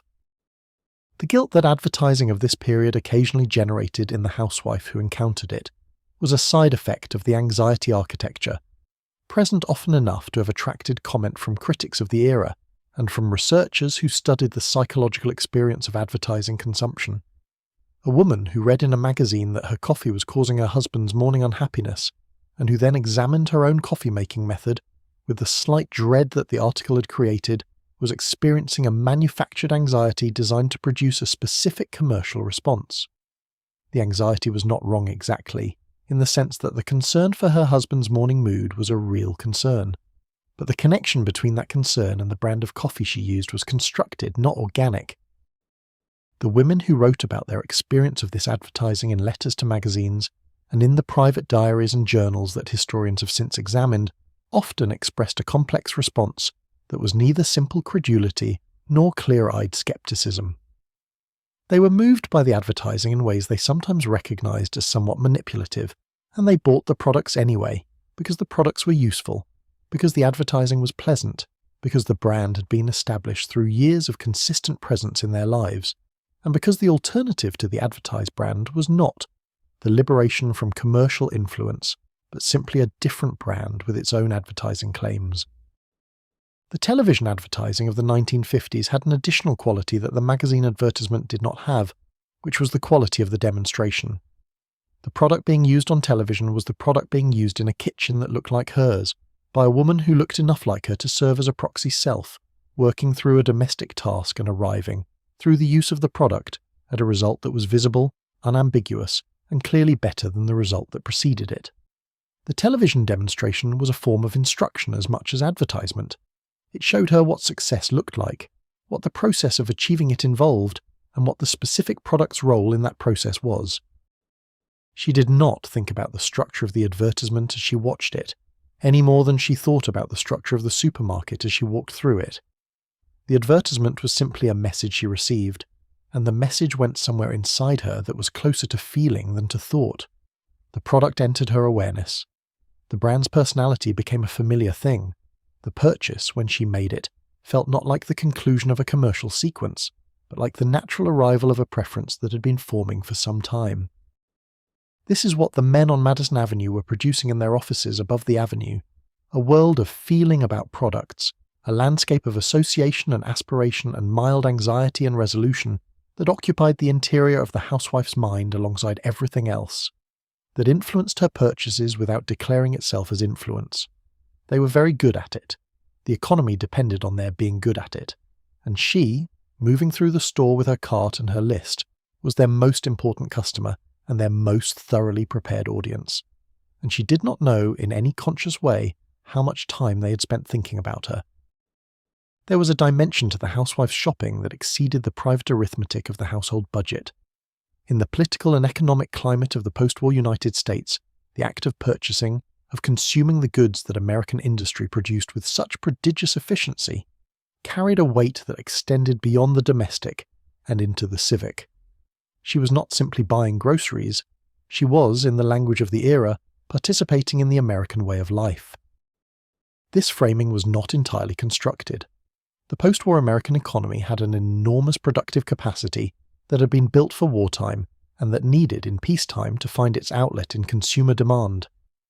The factories that had made tanks and aircraft and artillery shells could make cars and refrigerators and washing machines, and they did so at a scale that required buyers, millions of buyers, buying at a rate that would sustain the employment and the growth that the prosperity of the era required.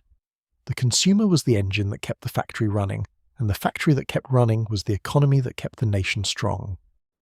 The Cold War context gave this logic an additional charge.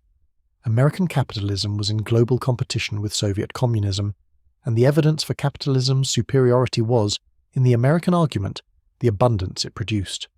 The full shelves of the supermarket were evidence. The refrigerators and televisions and washing machines in the suburban house were evidence. The housewife with her cart full of branded goods was, in a sense that the era made explicit in its own rhetoric, an ambassador of the system that produced them. Vice President Nixon made this argument in one of the most famous exchanges of the 1950s, his kitchen debate with Soviet Premier Khrushchev at a model American home exhibit in Moscow in 1959.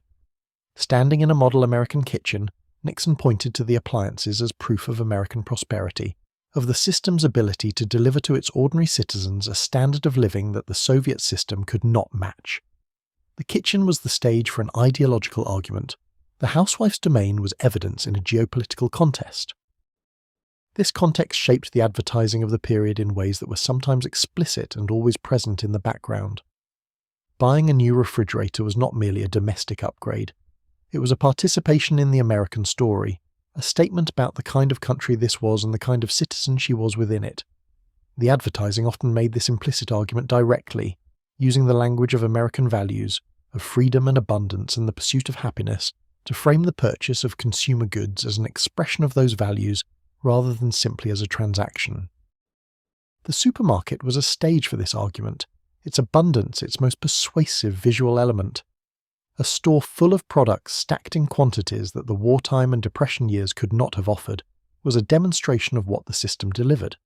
Walking through it was an experience of prosperity in the most immediate and sensory way possible. The warm colours and the full shelves and the refrigerated cases full of meat and dairy and the frozen food section with its promises of year-round availability were all aspects of an argument about what American life was and what it deserved. She experienced this background argument not as politics but as pleasure, the pleasure of abundance after scarcity, of choice after restriction, of the simple sensory satisfaction of a well-stocked store in a country that had been, within living memory, at war and before that in depression.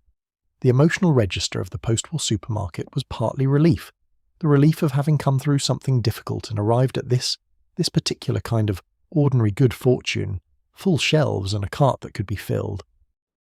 The advertisers of the era understood and used this emotional register. The advertising did not simply sell products. It participated in the narrative of post-war recovery and prosperity, positioning the brand as a participant in the story that the era was telling itself. The right washing powder was not just effective, it was modern, it was American. It was the kind of product that a family in a country that had built the atom bomb and won the war and produced the most powerful economy in human history naturally used. This conflation of the commercial and the patriotic was available for satire, and it was occasionally subjected to it, but not very often in the mainstream cultural channels of the early and middle 50s. The satire came later, in the 60s and after, when the narrative had begun to loosen. In the early 50s, the story had a coherence and a conviction that made it available for genuine belief rather than only for ironic appreciation. She believed it, or more precisely, she inhabited it, in the way that people inhabit the stories their culture provides, not quite consciously, but not quite unconsciously either, feeling the rightness of the story as an ambient sense that the life they were living was the life that was meant to be lived.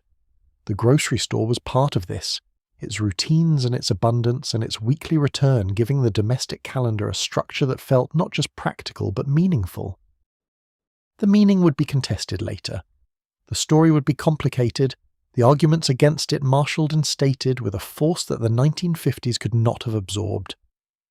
But in the middle of the decade, in the middle of the suburban expansion and the consumer boom and the television age, the housewife with her cart in the supermarket was both the target of a commercial system of extraordinary sophistication and a participant in a cultural narrative that gave her role, however constrained, a connection to something larger than the weekly provisioning of a household. She lifted the bag into the boot of the car and the week's shopping was done. The house would be fed, the budget had been managed, the country was well. She drove home past the neat houses of the street where she lived and felt, in some quiet way she could not have articulated and would not have been asked to, that things were as they should be. They were not, quite, but that is a story that would take a few more years to tell. The supermarket of the 1950s did not stay as it was. It grew, it evolved. The techniques developed in that decade, the shelf science and the end cap psychology, and the music and the aisle architecture and the cart size and the checkout placement were refined through successive decades into an increasingly sophisticated body of retail knowledge that is still being developed and applied today in every large grocery store in the world. The lineage is direct and traceable. What was learned in the 1950s supermarket is present in the store you walk through most recently. The discipline that emerged from this accumulated knowledge eventually received an academic name and a formal methodology.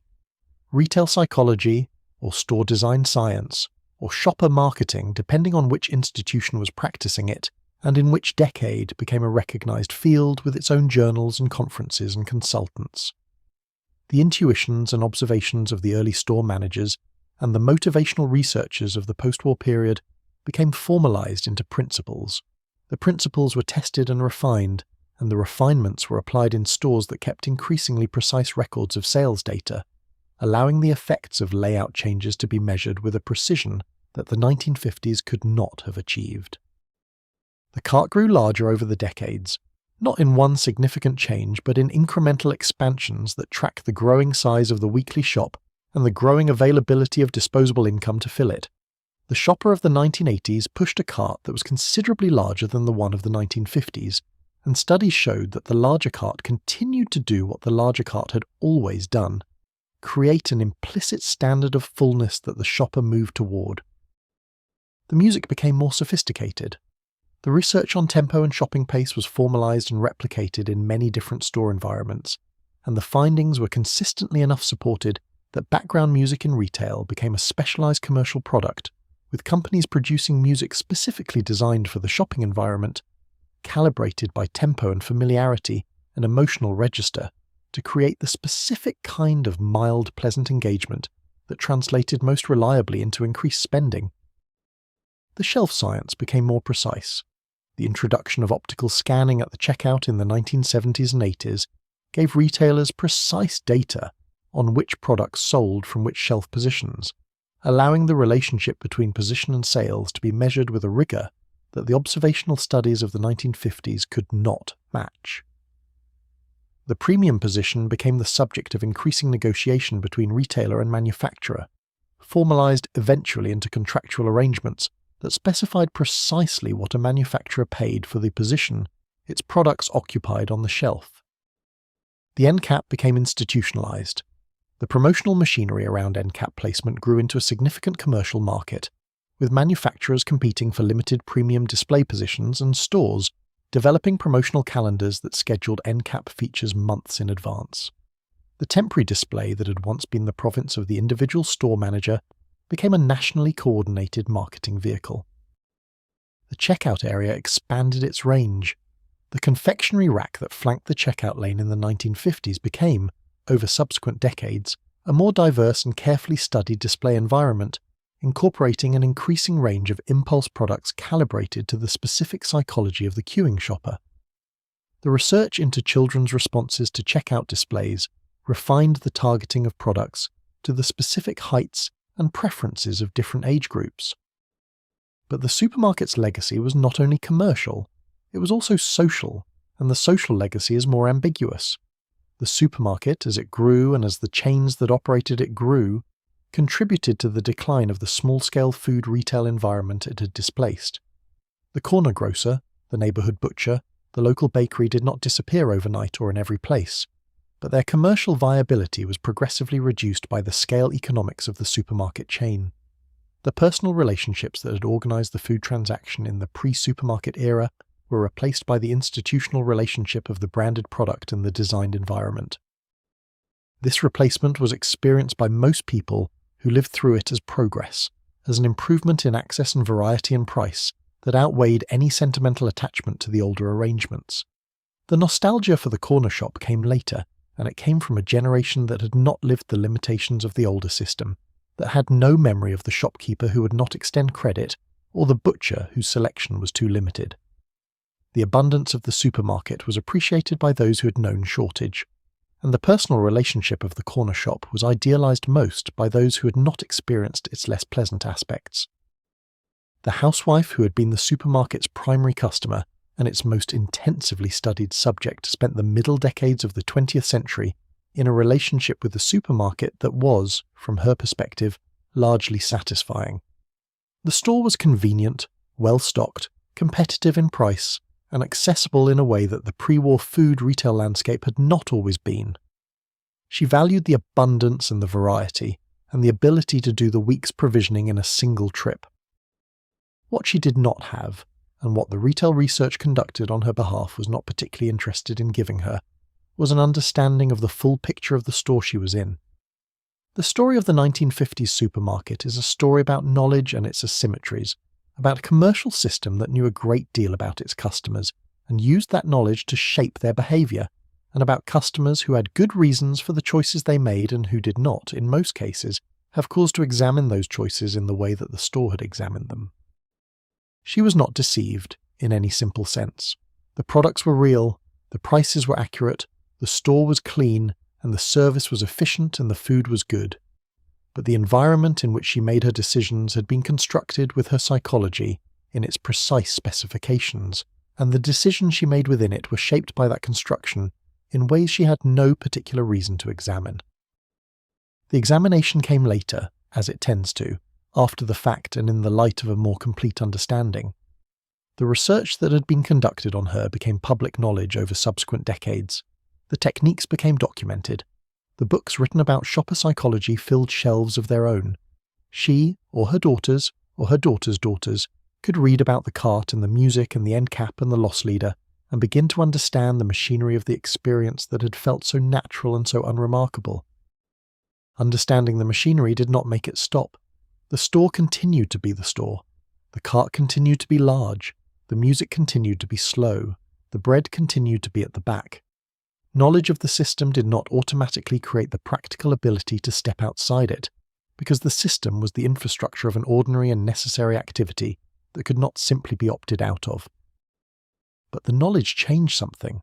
It changed the way the act of shopping sat in the cultural imagination, changed the way it was talked about and written about, changed the relationship between the designed environment of commerce and the people who moved through it. The woman who walked into the supermarket knowing what she knew now was not quite the same woman as the one who had walked in before the knowledge was available. She pushed the same cart through the same aisles, but she pushed it with a small, clear-eyed understanding of where she was and what had been prepared for her, and that understanding was its own small kind of freedom. The store was not where it began.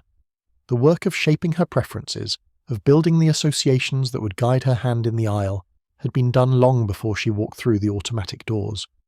It had been done in the living room and the kitchen of the house where she spent her days, through the medium that reached her there most reliably in the years before television became universal, the radio.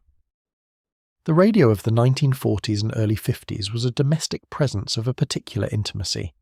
It was on during the morning while the children were being got ready for school. It was on during the afternoon while the ironing and the cleaning occupied her hands but not her mind. It was on in the evenings when the family gathered in the living room after dinner. The radio was the background consciousness of the household, providing a continuous ambient presence of music and news and drama and comedy, and, woven through all of it, the commercial messages that were the radio's financial foundation. The soap opera was the form specifically created for the daytime radio audience of the housewife, and its name came directly from its commercial origin. The serial dramas that occupied the mid-morning and mid-afternoon radio schedules were sponsored by soap and cleaning product manufacturers, Procter & Gamble most prominently, and the sponsorship was total.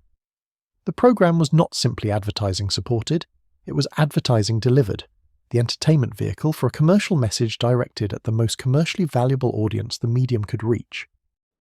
The soap opera format was brilliantly suited to the housewife's daily schedule. A serial drama in 15-minute installments, running 5 days a week, accommodated itself perfectly to the rhythms of domestic work. She could listen while she cleaned, while she cooked, while she ironed, while she fed the baby. The drama required her ears but not her eyes or her hands. It was entertainment that cost her no productive time because it ran alongside the work she would have been doing anyway. The format also created a particular quality of attachment. The serial drama, unlike a self-contained program, built its narrative over weeks and months and sometimes years. Characters developed, relationships evolved. The audience member who listened consistently was invested in the outcome of stories that were still unfolding, and this investment brought her back to the radio day after day, which meant that the commercial messages embedded in the program reached her day after day in the context of a medium she was positively engaged with. The commercial messages were presented not as interruptions but as incorporated elements of the program, often read by the same voice that narrated the drama, often structured as endorsements from the program's characters, rather than as impersonal announcements. The fictional heroine of a soap opera recommending a particular brand of washing powder was not quite an advertisement. She was a trusted character, someone the listener knew well, speaking with the warmth of a personal recommendation about something she had evidently found useful in her own household. This blurring of the boundary between fiction and commerce was deliberate and effective. It drew on the same psychological mechanisms that the motivation researchers were investigating in their depth interviews, the tendency of emotional engagement with a narrative to lower the critical defences that a purely commercial message would have encountered. The listener who was worried about whether the heroine would reconcile with her estranged sister was in a different psychological state from the listener who was on guard against being sold something. The soap opera created the first state and delivered the commercial message within it. The women who listened were not unaware that the programs were sponsored. The sponsorship was announced. The commercial messages were identified as such. But awareness of sponsorship did not fully counteract the emotional context in which the commercial message arrived, and the research of the period consistently found that the radio soap opera was among the most effective commercial vehicles available for reaching the housewife audience. By the time television arrived in the early and middle 50s, the machinery for creating desire in the household was already well established and already very effective. Television added the visual dimension to the already powerful combination of narrative engagement and commercial message that radio had developed, and the result was an advertising medium of unprecedented reach and persuasive power. The television set in the living room showed her what the product looked like, how it was used, what the result of its use appeared to be. It showed her the kitchen where the product was used, and the kitchen looked like hers, and the woman who used it looked like her, and the demonstration made the product real in a way that no radio description could quite achieve. The television advertising of the 1950s was watched with an attentiveness that later decades would not sustain, because television was new, and the novelty itself commanded attention. She watched the advertisements as she watched the programs, as parts of the same continuous experience of the medium. The product that appeared on the screen in the afternoon while the children napped was the product she encountered on the shelf of the store later in the week, and the encounter on the shelf carried within it the memory of the screen encounter, the colour and the voice and the demonstration of efficacy that the commercial had established. She reached for the familiar label, not only because it was familiar from previous purchases, but because it was familiar from 100 commercial exposures that had built the familiarity deliberately, over years, through every medium that reached her in the house where she spent her days. The advertising that had shaped her preferences was invisible to her in the moment of the purchase because it had been absorbed so gradually and so thoroughly that it had become simply what she preferred, with no visible mechanism and no identifiable origin. This was the highest achievement of the commercial system that had been built around her, not to persuade her through argument, which she might have resisted, but to establish preferences so thoroughly that the preferences felt inherent. She did not think she preferred this brand because she had been persuaded. She thought she preferred it because it was good, because it worked, because she had always used it. The truth was more complex, and the complexity was entirely in the system's interest to maintain. Outside the kitchen window, the street was quiet in the mid-morning way that suburbs are quiet, empty of adults. The school-age children at school, the husbands at work, the women inside managing the invisible machinery of the household. The radio played in the kitchen, and the commercial message arrived on schedule, and somewhere in the fabric of her preferences, a small adjustment was made that would express itself on a Thursday morning in the canned goods aisle of a store she had not yet visited, in the reaching of a hand toward a familiar label that she chose because she had always chosen it, and had always chosen it because every means available to the commercial culture of her era had worked, patiently and without declaration, to make the choice feel inevitable. There is a particular quality of quiet that settles over a commercial space after the last customer has left. Not a natural quiet, not the silence of an empty room, but the specific silence of a place built for human activity that has temporarily ceased. The refrigeration units continue to hum. The fluorescent lights remain on, burning the same even brightness they have held all day against the empty aisles. The shelves stand in their order, fully faced, the labels pointing forward in the clean alignment that the morning crew will preserve and the evening crew will, after a fashion, restore. In the 1950s supermarket, the day ended in the early evening, 7 or 8 in the most progressive stores, earlier in others, because the supermarket was a daytime institution in this era, its hours calibrated to the daytime schedule of the woman who shopped it. She did her shopping in the morning or the early afternoon, on the days when she had the car and the store closed before the suburban evening had fully settled in. The last customers of the day moved through a store that was showing the signs of its use. The bread section was depleted, the most popular loaves gone since mid-morning. The produce had been picked over and the remaining items were the ones that earlier shoppers had passed, the imperfect apple, the slightly soft tomato, the lettuce that had not been the first choice of anyone. The meat counter had gaps where the popular cuts had sold through.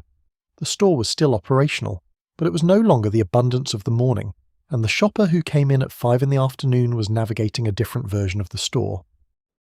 The staff who remained in the late afternoon and early evening were the restocking crew, beginning the work of replenishing what the day had depleted.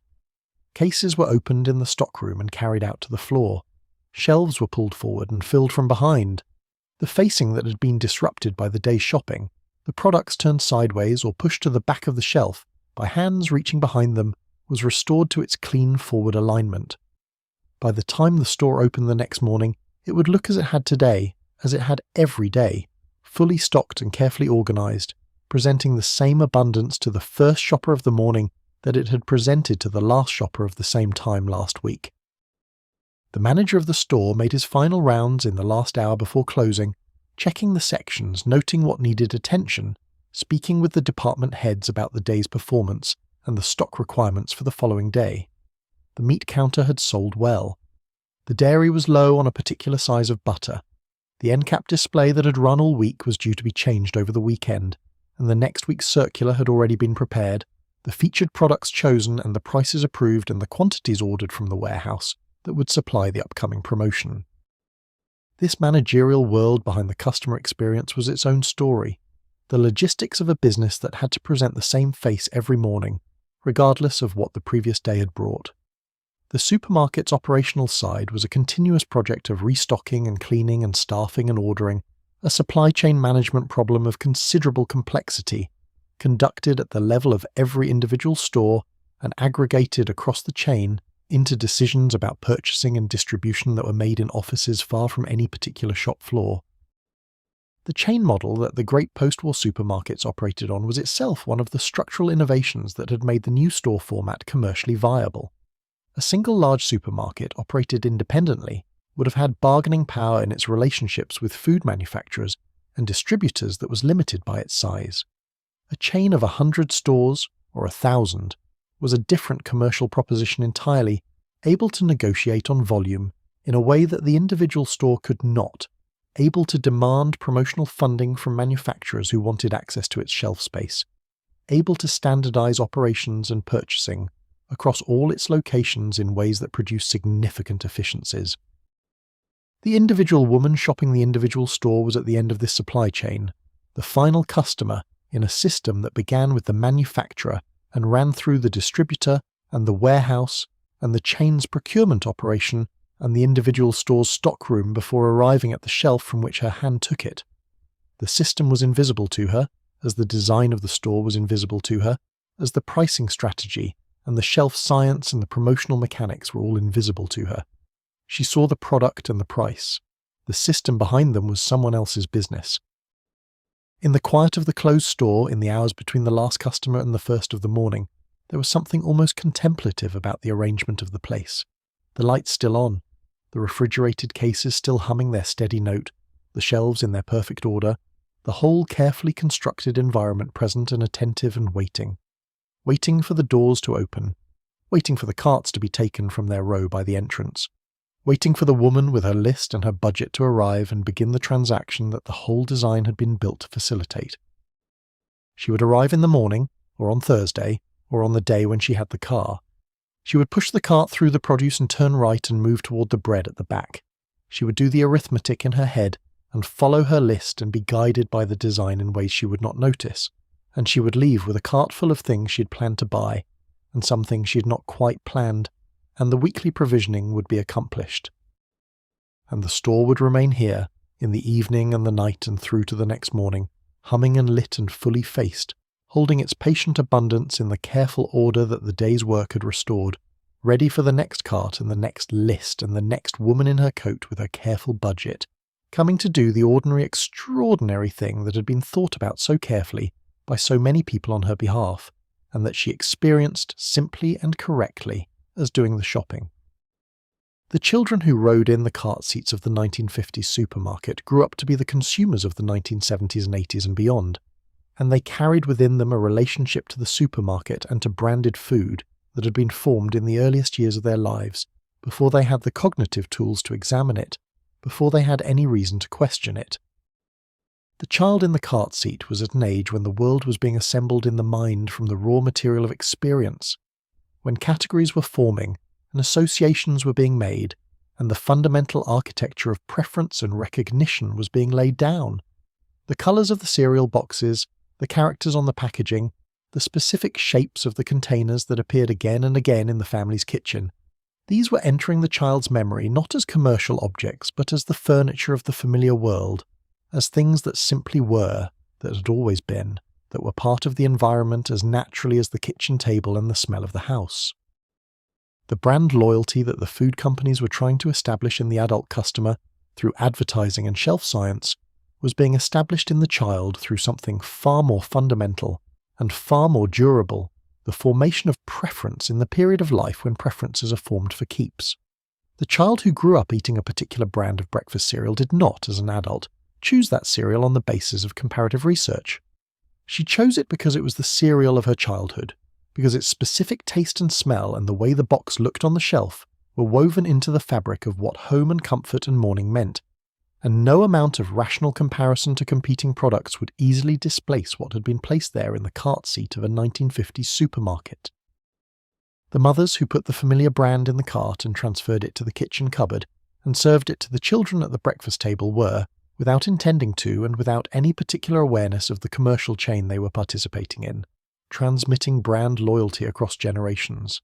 The brand that was in the mother's cupboard was in the child's memory, and the child's memory would, 20 years later, guide a hand in a supermarket aisle toward a label that felt in some inarticulate way like home. This transmission was one of the most powerful forces in the food industry's commercial landscape, more powerful in some ways than any advertising, because it operated not through persuasion, but through the deepest roots of identity. We are, in some significant measure, what we ate in childhood. Not nutritionally, though that too, but psychologically, associatively, in the specific register of taste and smell, and the emotional context of the meals that formed the earliest template for what food meant. The children who rode the carts also absorbed something about the act of shopping itself, about the experience of moving through the store in the company of their mother, about what happened in that environment and what it meant. Shopping was something that happened regularly, on a predictable schedule, in a place that was familiar and well lit, and that contained the things the household used. It was an ordinary activity, domestic in its nature, part of the fabric of the week's routine. The child who grew up watching her mother navigate the store, manage the budget, make the small decisions that provisioned the household week by week, was receiving an education in the domestic management of a household that would shape her own approach to the same task when the time came. Not an explicit education, not instruction with stated lessons, but the education of observation, of watching a competent person do a thing so many times that the contours of the task become familiar before the task is undertaken. The familiarity with the supermarket as an institution, the ease of movement within it, the automatic reading of its geography and its conventions, these were skills that passed between generations through the simple repetition of the weekly shopping trip. The daughter who had ridden in the cart became the mother who pushed it, and the knowledge she brought to the task was partly the knowledge she had assembled herself, and partly the knowledge she had absorbed without knowing it was being transmitted. There was a shadow side to this inheritance that the era did not examine, and that later decades would spend considerable effort investigating. The relationship with food that the supermarket model created was a relationship mediated by commercial interests in ways that had significant consequences for nutrition, and for the ways that people thought about eating and what it was for. The branded, packaged, processed foods that occupied the centre of the supermarket, the products that the advertising budget supported and the shelf science promoted, were not always the foods that best served the health of the families that consumed them. The post-war period saw the rise of a processed food industry that was extraordinarily innovative commercially, and that produced foods of great convenience and reliable quality, but that was less attentive to nutritional balance than to taste, shelf stability, and the particular quality of addictive pleasurability that food science was learning to engineer. The children who grew up on the heavily sweetened cereals and the processed cheese and the tinned meals of the 50s supermarket were developing preferences for specific flavor profiles, specifically high levels of salt and sugar and fat, that the processed food industry was learning to calibrate with increasing precision. These preferences, once formed in childhood, were durable. They shaped the food choices of adults who had the freedom to eat anything, and who regularly chose the things that tasted like the things of their childhood. But this was not the story that the era told itself about the supermarket. The story the era told was the story of abundance and convenience, and the liberation of the housewife from the hardest parts of domestic food preparation, the story of the modern well-fed family in the modern well-stocked kitchen. And the story was not wrong exactly, but it was incomplete, as most stories about the present moment are incomplete, lacking the perspective that only distance provides. The children in the cart seats looked at the bright packages and reached for the things they recognized and asked for the things they wanted, and absorbed the experience of the store into the deepest part of their developing understanding of the world. They would grow up and have their own children and push their own carts, and the store they pushed them through would be different from the one in which they had ridden, larger and more sophisticated and operated according to a still more refined understanding of human psychology. But the fundamental experience, the bright lights, and the full shelves, and the familiar labels and the cart rolling smoothly over the waxed floor, would be continuous with the experience they had first had from the cart seat, looking up at their mothers and looking out at the world the store contained. That world was built for their mothers. It was also, in a different way, built for them, and they would, without quite knowing it, carry it with them for the rest of their lives. The week has been provisioned, the list has been addressed, the budget is held, the bags are in the kitchen now, the cold things in the refrigerator, the dry goods in the cupboard, the bread on the counter where it always sits. She has gone through the store and come back, as she does every week, as she has done for years, moving through the bright aisles with her cart and her care, reaching for the familiar things, navigating the design without knowing it is a design, making the small decisions that add up to the week's domestic order. The store is quiet now. The lights are still on, burning steadily over the empty aisles. The refrigerated cases hum their single note. The shelves hold their products in their careful alignment, labels forward, waiting for tomorrow.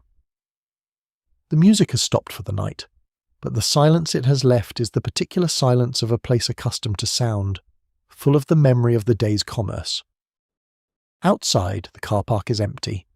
The night has come down over the suburban streets, over the identical houses with their lights in the windows, the husbands home from work, the children at the table, the food she bought today becoming the dinner she prepared, becoming the meal they are eating now, becoming the energy of the household, the warmth of the family, the ordinary miraculous continuance of the life she manages. She does not know quite how much thought went into the store she walked through.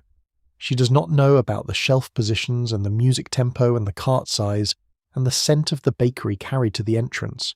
She knows the store as a place she goes, a place she knows well, a place that gives her what she came for and sometimes a little more. This is enough. The store was designed for her in its way, and she used it in her way, and the week has been provisioned, and the house is warm, and somewhere in the quiet kitchen the bags have been put away, and the list has been folded into the coat pocket for next week, and the night has settled over everything, and the lights of the house will go out one by one as the family finds its way to bed. The store will be waiting in the morning. It will have been restocked and faced and prepared. The bread will be at the back, and the music will be slow, and the cart will be large, and the end cap will hold something new this week that she did not know she needed until she saw it. She will come on Thursday, she will bring her list. Sleep well. Thank you so much for watching. If you would like to see more videos like this, please consider leaving a like and subscribing to the channel, as it really helps us continue making more content. Anyways, see you in the next one. Viewer question. What item do you think the 1950s supermarkets placed most cleverly to influence the housewife's spending? Leave your thoughts in the comments below. There was a ritual that took place every Sunday morning in millions of American households, at the kitchen table, with the newspaper spread open and a pair of scissors and a small accumulated pile of paper slips that were handled with a care that seemed, to an outside observer, disproportionate to their monetary value. She was clipping coupons. She had been doing it for years. Her mother had done it before her, and the ritual had something of the domestic inheritance about it, a practice passed between women as part of the larger knowledge of household management that moved through generations not in written instruction, but in observation and imitation.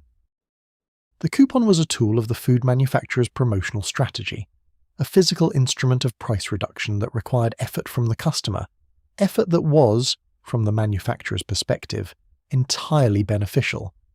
The coupon had to be clipped, which meant the newspaper had to be purchased and the advertisement had to be seen. It had to be stored, which meant the brand remained physically present in the household in the period between clipping and redemption. It had to be brought to the store, which required a level of premeditation about the shopping trip that the impulse purchase did not require. And it had to be used, which meant the specific product the coupon specified had to be bought. The coupon was a lock mechanism between the customer and the brand. It established a prior commitment. She had clipped the coupon, which was an act of intention. She had brought it to the store, which was an act of follow-through. Using it at the register was the completion of a sequence she had begun at the kitchen table, and the completion felt satisfying in a way that was somewhat separate from the monetary saving it represented. She had managed the household budget well. She had done the work that a careful housekeeper did. The coupon was evidence of that care. The value of the coupon was, in most cases, small. 5 cents off a can of soup, 10 cents off a box of cereal. These were not sums that would significantly affect the weekly total, and she knew this. But the practice of coupon clipping was not primarily about the individual savings. It was about the practice itself, about the habit of attention to household economy that the era valued, and that the advertising, addressed to her as a competent domestic manager, consistently celebrated. The manufacturer who provided the coupon was not losing money. The redemption rate for coupons during this period was significantly lower than the distribution rate, which meant that many clipped coupons were never used. They expired in purses and kitchen drawers, their value unclaimed. But they had done their commercial work regardless, because the clipping was an act of engagement with the brand, a moment of conscious attention to the product's existence and its price. The coupon that was never redeemed had still caused the housewife to look at the advertisement, to make a mental note, to establish or reinforce an association between the brand and the idea of value. The coupon also served as a switching mechanism, a tool for encouraging a customer who habitually bought one brand to try a competing one. A coupon for a new or less established brand, offering a larger discount than the equivalent coupon for the market leader, was an invitation to experiment, to break the habitual reach and try something different, in exchange for a financial benefit that made the experiment feel rational rather than risky.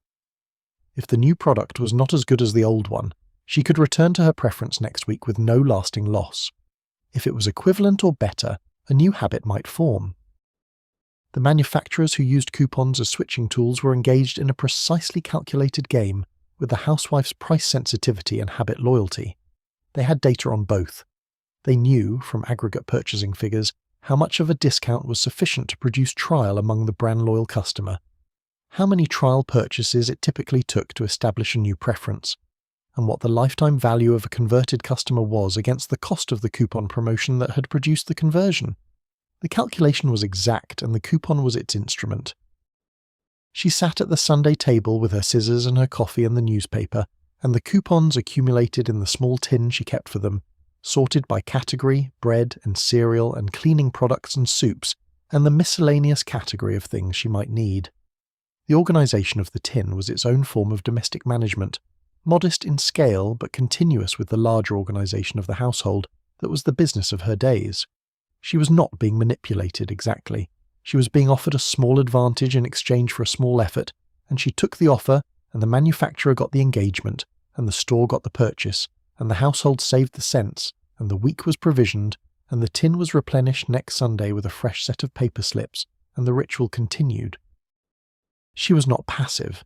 This is important to say because the story of the 1950s housewife as a subject of commercial manipulation can, if told without care, slide into a portrait of a woman without agency, moved through a designed environment by forces she could not identify and did not resist. This is not the portrait that the evidence supports. She was a skilled shopper. The skill had been developed over years and it was real. She could identify an overpriced product by comparison to the price in her memory. She could recognize when a sale price was genuinely lower than the usual price, and when it was the usual price presented with a sale sign that obscured the comparison. She knew which brands were worth their premium and which were not, and she knew this not from any external authority, but from the accumulated evidence of her own experience, from the results she'd observed in her own kitchen over years of use. Her resistance to the supermarket's persuasions was not systematic or theoretical. She did not have a framework for understanding the shelf science or the music tempo or the cart size, but she had something that was, in practice, quite effective as a counterweight to the designed environment, which was the force of her own purpose. She had come to buy specific things. The list in her pocket was not merely a reminder, it was an assertion of intention, a statement of what the household needed that existed independently of what the store was offering. The list was her agenda, and the store's agenda, however well designed, had to operate against the resistance of her own. Research conducted in supermarkets during this period found consistently that customers with written lists spent less, on average, than customers without them. The list holder was partially insulated from the store's persuasions because she had defined her task before entering the environment designed to expand it. The definition was not perfect insulation. The unplanned purchase happened to list holders too, but it provided a structural resistance that the listless shopper lacked. The list was a form of cognitive anchoring, a prior commitment to a set of intentions that the environment had to overcome rather than simply channel. She also had the social knowledge of the careful consumer, the informal network of women talking to each other about prices and quality and where the best value was to be found. At the coffee morning, at the school gate, in the conversations that organised the social life of the neighbourhood, information about the shopping circulated continuously. Which store had the best produce this week? Which cut was the best value for a roast? Which brand of washing powder the woman at number 12 had switched to and whether it was worth the change?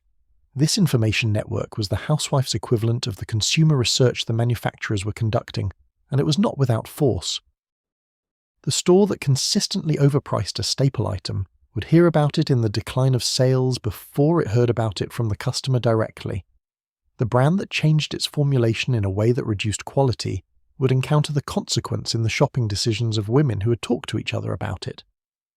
This informal intelligence system was slow and imprecise by the standards of the market research industry, but it was real and it was active, and it represented the housewife's exercise of the commercial power she held, without quite knowing she held it. There were also the small personal rebellions of the woman who bought the store brand when the household budget was tight, and the family could not tell the difference, who declined the promotional item because she had no place to store it, who brought her own smaller cart to the store when the one provided was larger than she needed, who shopped with her daughter and used the trip as an occasion to teach her how to read a price tag and calculate the better value. These were not acts of political resistance. They were acts of practical intelligence, applied to the specific conditions of the commercial environment she inhabited. The woman who understood, even imperfectly, that the bread was at the back because they wanted her to walk through the store to reach it, was a woman who had partially seen through the design. She had not read the shelf science literature. She had not attended a consumer psychology conference, but she had made the observation, perhaps shared it at the kitchen table with her husband or with a friend, and the observation was correct, and the knowledge, modest as it was a form of power over the environment. The era did not invite her to develop this power systematically. There were no consumer education programs in the supermarket. There was no labelling requirement that would have allowed easy price comparison. The regulatory environment of the 50s was considerably less protective of the consumer's informational interest than the environment of later decades would become. The disclosure requirements, the unit pricing regulations, the nutritional labelling standards that would arrive over the following decades were still in the future. She was navigating a commercial environment with the tools she had, which were her memory and her experience and her network and her list, and she navigated it well enough. Her relationship with the supermarket was not one of victim and perpetrator. It was something more complex and more human than that, a relationship between a commercial system of great sophistication and a person of practical intelligence, playing out weekly in a brightly lit space full of choices, where the system generally had the advantage and the person sometimes did. And the outcome was a cart that was usually a little fuller than the list had specified, and a household that was, on the whole, well fed and adequately provisioned against a budget that had been managed with genuine care. The story of the 1950s supermarket is not a story of manipulation without resistance. It is a story of a particular kind of encounter between commercial intelligence and domestic intelligence, between the systematic study of her behaviour and the practical wisdom she had developed through years of managing the life it was her responsibility to manage. Both sides of this encounter were real. Both had weight. The design of the store was sophisticated and effective, and she was competent and purposeful and not without resources. The cart was hers, the list was hers, the knowledge was hers, the choice, in the end, was hers. The store had arranged things as well as it could to influence that choice, and it had done so very effectively, and she had shopped with as much care as her time and energy and knowledge allowed, and the week had been provisioned, and she drove home through the familiar streets with the bags in the boot and the change in her purse, and the satisfaction, quiet and solid, of someone who has done what they came to do. The woman who rang up the groceries was also a woman. This is worth pausing on, because in the story of the 1950s supermarket it is easy to reduce the cast to its principal figures: the shopper and the designer, the manufacturer and the researcher, the advertiser and the consumer, and to leave out the person who stood at the register for 8 hours a day processing the transactions that the whole system was built to generate. She was young, usually. The checkout clerk of the 1950s American supermarket was typically in her late teens or early 20s, unmarried or newly married before the children came, and made the continuation of employment practically difficult. She had been hired for efficiency and presentability, and the ability to perform a repetitive manual task with consistent accuracy through a long shift. She wore the store's uniform, which marked her as a representative of the institution rather than an individual, and she moved the items across the counter with a speed that was the accumulated efficiency of hundreds of thousands of identical movements. The register she operated was a mechanical device of some complexity, each key corresponding to a price entry that generated the running total displayed on the machine's face. There was no scanner. Each item had to be identified and its price manually entered, which meant that the checkout clerk needed to know or to read and process the price of every item in the store with a speed that kept the queue moving at the rate that the store's throughput required. This was not a simple skill. It required a combination of memory, attention, and manual dexterity that was developed over weeks of training and months of practice, and that the casual observer might not recognize as skill because it was performed with the fluency that makes skill invisible. Her wages were modest. The retail trade in the 1950s paid its hourly workers at rates that reflected the era's general understanding of women's labour as secondary and supplementary, as income that added to rather than supported the household. The young woman at the register was assumed to be earning money toward a future life that would not include this job, earning toward a dowry of sorts, or covering a period between school and marriage, or supplementing a husband's income that was the household's real financial foundation. This assumption shaped her wages and her working conditions and the degree to which her employer felt obligated to consider her interests as an employee. She worked in an environment that had been designed with great care for the customer's comfort and experience, and considerably less care for the person processing the transaction. The checkout counter was built to a height and orientation that suited the presentation of goods to the register, not the ergonomics of the person operating it. She stood through her shift, as retail workers do, on floors that were hard despite their clean shine, in shoes that were part of the uniform and that were not designed for hours of continuous standing. She was also the point of contact between the store's careful design and the customer's actual experience, the human element at the end of the system. If the store's design had worked as intended, the customer arriving at the checkout was a customer who had found what she needed, had navigated the aisles with reasonable ease, and had assembled a cart that represented a reasonably satisfying shopping experience. The checkout clerk's job was to process this efficiently and pleasantly, to perform the transaction with the speed and accuracy that the queue behind the current customer required. When it did not go smoothly, when a price was wrong, or a product was not ringing up correctly, or the customer had a question or a complaint, the checkout clerk was the store's human face, required to manage the interaction with the combination of helpfulness and efficiency that kept the queue moving and the customer satisfied. She had limited authority to resolve problems independently. She could call a supervisor. She could void a transaction and start again. She could, within narrow limits, make small adjustments that smoothed a difficult interaction. What she could not do was step outside the role the institution required her to fill. Her experience of the store was different from the customers in every way. She knew its mechanics from the inside. She knew which products were sold at a loss and which carried the margins that compensated for the promoted items. She knew the shelf restocking schedule and the promotional calendar and the waste that happened at the end of the day in the produce section and the bakery. She knew the store as a workplace, which meant she knew it as a system designed for productivity rather than as an experience designed for pleasure. This knowledge did not transfer easily into her own shopping. When she did her own grocery shopping, she was the customer in a different store, subject to the same designed environment that she helped maintain in her own workplace. The insider knowledge of retail did not automatically translate into immunity from its effects. She knew why the bread was at the back. She still had to walk to the back to get the bread. The checkout clerk was the woman the shopper saw last before leaving, the final human contact in the transactional sequence that the store's design had produced. She received the money, made the change, perhaps said something about the weather or the week, and the customer moved on. She was present at every transaction the store conducted, which meant she witnessed, day after day, the full range of the housewife's experience of the store, the full variety of what went into the carts and how much it cost and how the payment was made. She was the store's closest observer of its own effects, and she rang through the items with her practiced speed, and the register made its sounds, and the queue moved forward, and the day continued, and the store did the work it was designed to do. There was a particular kind of disruption in the housewife's relationship with a brand that occurred when the product she knew and trusted was changed, not replaced, changed.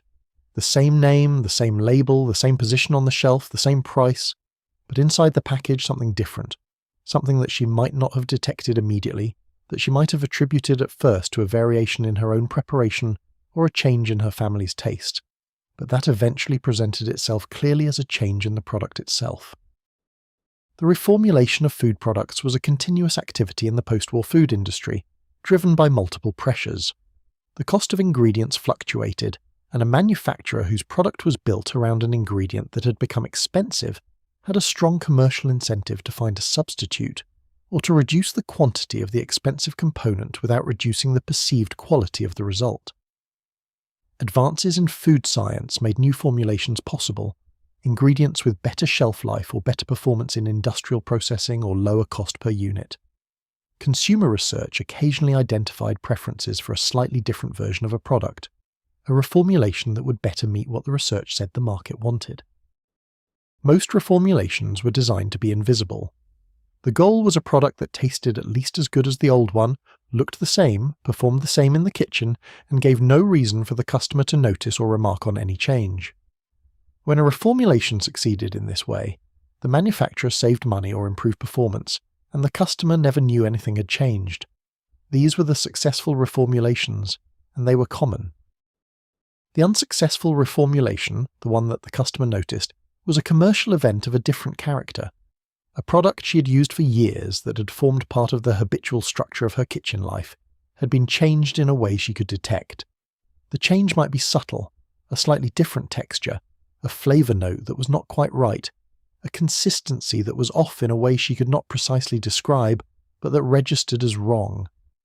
Or it might be more pronounced, a change significant enough to alter the result of a recipe she'd been making for years, a baking product that no longer produced the same rise, a sauce that no longer tasted the way the dish was supposed to taste.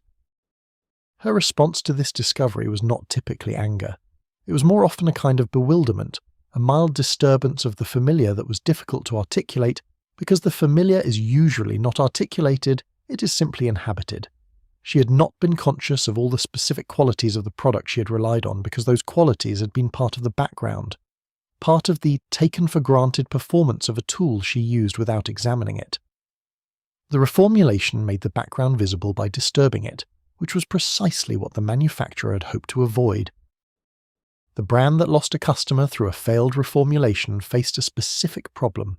The customer who had been loyal, who had habitually bought the product without deliberation, who had passed the habit to her children through years of serving the product at her table, this customer now had reason to look at alternatives.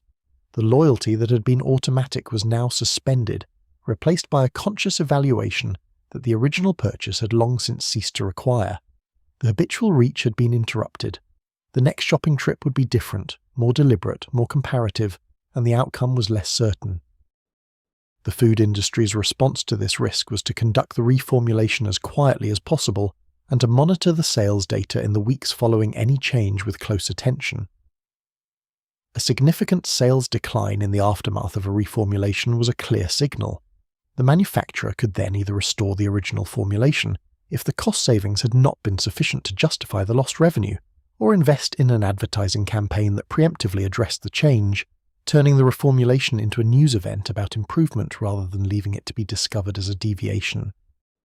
the most famous reformulation story of the post-war era, the one that became a case study in business schools and marketing departments for decades afterward, did not happen in the 1950s, but arrived in the 1980s, when the Coca-Cola company changed its century-old formula and discovered, in the intensity of the public response, something important about the relationship between a brand and its customers that even the most sophisticated consumer research had not fully anticipated. The product was not simply a beverage. It was a part of the identity of the people who drank it, a connection to personal and cultural history that the company had not thought to measure because it had not thought to ask. In the 1950s, the same dynamic existed at a quieter level, in the household brand relationships that were rebuilt week by week through the repetition of purchase. The brand that changed its product without declaration was taking a risk with a relationship that had been built over years of consistent delivery of a consistent experience. The woman who noticed was a woman who had been paying attention, more attention than the brand had thought, and her response was the response of someone whose trust had been quietly tested. She switched brands, not with drama, not with a letter of complaint or a conversation with the store manager, but with the quiet redirection of the habitual reach toward a different label. The switch was often permanent. The new brand, if it delivered consistently, became the new habit, and the habit had the same durability as the previous one. The old brand had lost not just a purchase, but a customer, and the customer was a unit in the aggregate that the brand's market share depended on, and market share, in the competitive landscape of the post-war food industry, was the measure by which brands lived and died. She did not think about any of this as she stood in the aisle with the familiar label in her hand, considering. She was thinking about the soup she'd made last week, and the way it had tasted slightly off, and whether that was the soup or whether it was something in the preparation, and whether this week she ought to try the other one, the one her neighbour had mentioned. The commercial consequences of her small uncertainty were entirely beyond her horizon. But they were real, and they were felt, and the brand's regional sales figures for the following quarter would reflect them in a number that some analyst in an office would examine with careful attention and flag for management review. She put the familiar can back on the shelf and took the other one. The decision took perhaps 3 seconds. Its commercial implications would take 3 months to measure. The store was the place where these two timescales met, where the speed of the individual decision aggregated into the slowness of market data, and the woman with her shopping cart was the point of connection between them. There was a particular version of the shopping trip that deserves its own attention, which was the Saturday morning shop. Not every household organised its provisioning this way. Many women shopped on a weekday, when the store was quieter and the children were at school, and the car was available and the trip could be accomplished with something closer to focus and efficiency. But in households where the car was the husband's work vehicle through the week, and available only on weekends, or where the Saturday schedule simply accommodated the shop more easily than the weekday one, Saturday morning in the supermarket had a character of its own. It was busier. The car park filled earlier and stayed full later. The aisles were more crowded, not crowded in an uncomfortable way, but populated in a way that made the shopping a slightly more social experience than the quiet midweek trip. Other women with their carts, and some men who had come along or who had been sent on their own, and children whose weekend freedom had been redirected into the errand. The store had a different energy on Saturday morning, something between the efficiency of the purpose-driven weekday shopper and the slightly more exploratory quality of someone who had more time to look. The staff had anticipated this. The Saturday morning was the store's highest traffic period of the week, and it was prepared for accordingly. The end-cap displays were refreshed before the morning rush. The produce section was fully stocked, the best and freshest items at the front.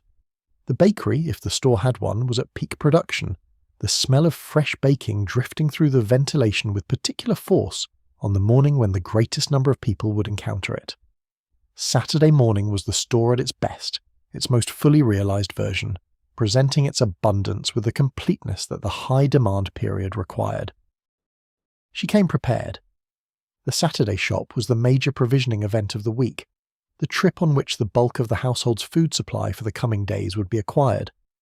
The list was longer than the midweek supplementary shop, the budget allocation correspondingly larger, the time available somewhat more generous than on a busy weekday morning.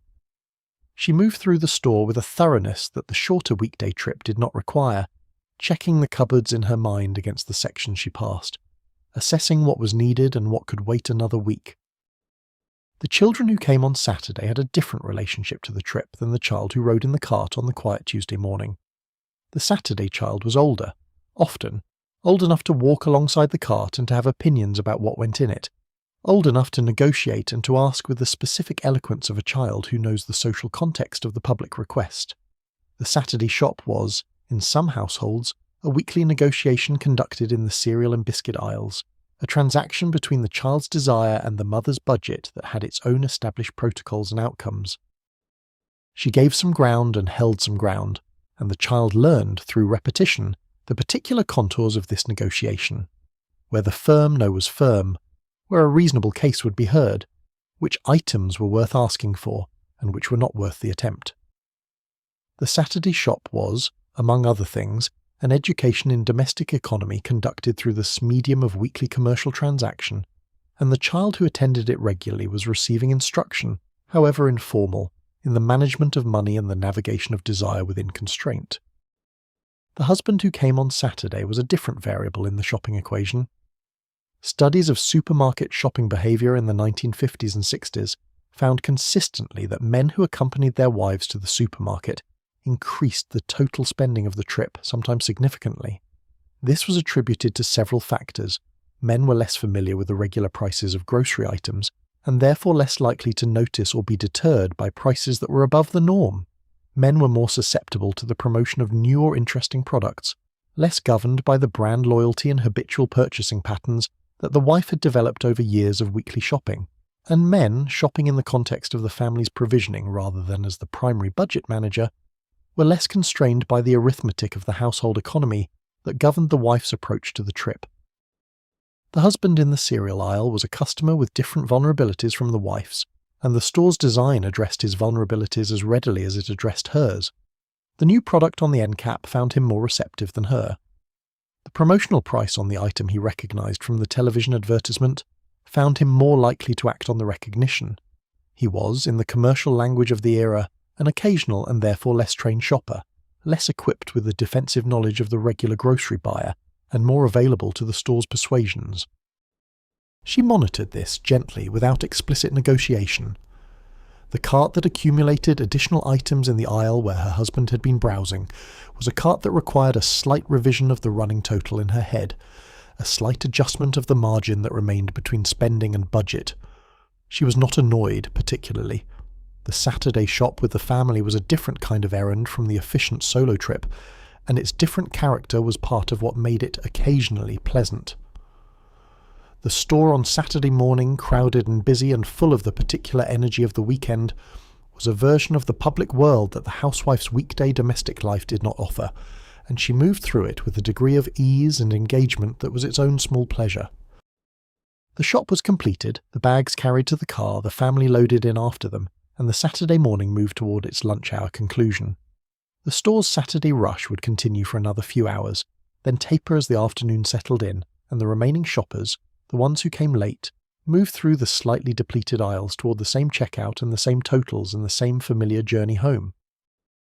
The week, provisioned, the household, prepared, the store, humming with its ordinary extraordinary commerce, doing the work it had been designed to do, doing it well, in the bright Saturday morning light that fell through the automatic doors each time they opened to let in another family, another cart, another list, another week beginning its careful management of the things that made a household function and a life feel, in its ordinary daily texture, adequately, solidly, gratefully sustained. Every week the supermarket offered her something new, not always in a dramatic way, not always with a prominent display or a special price. Sometimes the newness was quiet, a product that had not been there last week occupying a slot on the shelf that had previously held something else, its label unfamiliar, its purpose explained on the packaging in language that assumed she would read it, that she would assess it, that she might be persuaded. The post-war food industry was a manufacturing sector of extraordinary creative energy. The combination of wartime food science, which had produced dehydrated rations and shelf-stable concentrates, and other technologies of preservation and convenience, with the prosperity and consumer optimism of the post-war period, generated a flow of new food products that was unprecedented in the history of American retail. The supermarket of the 1950s was the laboratory in which these products met the public for the first time, and the housewife was the primary research subject. Her willingness to try a new product was conditioned by a set of factors that the food companies had studied carefully. Trust in the manufacturer was the first and most important. A new product from a company whose existing products she used and trusted was in a fundamentally different position from a new product from an unknown manufacturer. The established brand brought its existing relationship with her to the introduction of the new product, borrowing the trust it had earned through years of consistent delivery on its existing range. This was the logic behind the brand extension, the practice of introducing a new product under an established name rather than creating a new brand identity for it. Kraft, which she knew as a reliable maker of processed cheese and mayonnaise, could introduce a new product under the Kraft name and find her more receptive than if the same product had been introduced as an unfamiliar brand she had no prior reason to trust. The established name was a loan of credibility, and the new product was expected to repay the loan through its own consistent performance. Price was the second factor. A new product at the standard price for its category was asking her to accept a full price risk on something she had no personal evidence for. A new product at an introductory price slightly below the category norm was asking for a smaller risk, offering in exchange for the trial a financial consideration that reduced the stakes of the experiment. The introductory price was a commercial acknowledgement that first purchase was a favour the customer was doing the manufacturer, and the reduced price was the reciprocal courtesy. The free sample was a more generous version of the same logic. A small quantity of the product, offered without charge, reduced the barrier to trial to its absolute minimum. There was no financial risk. There was only the minor effort of acceptance and consumption.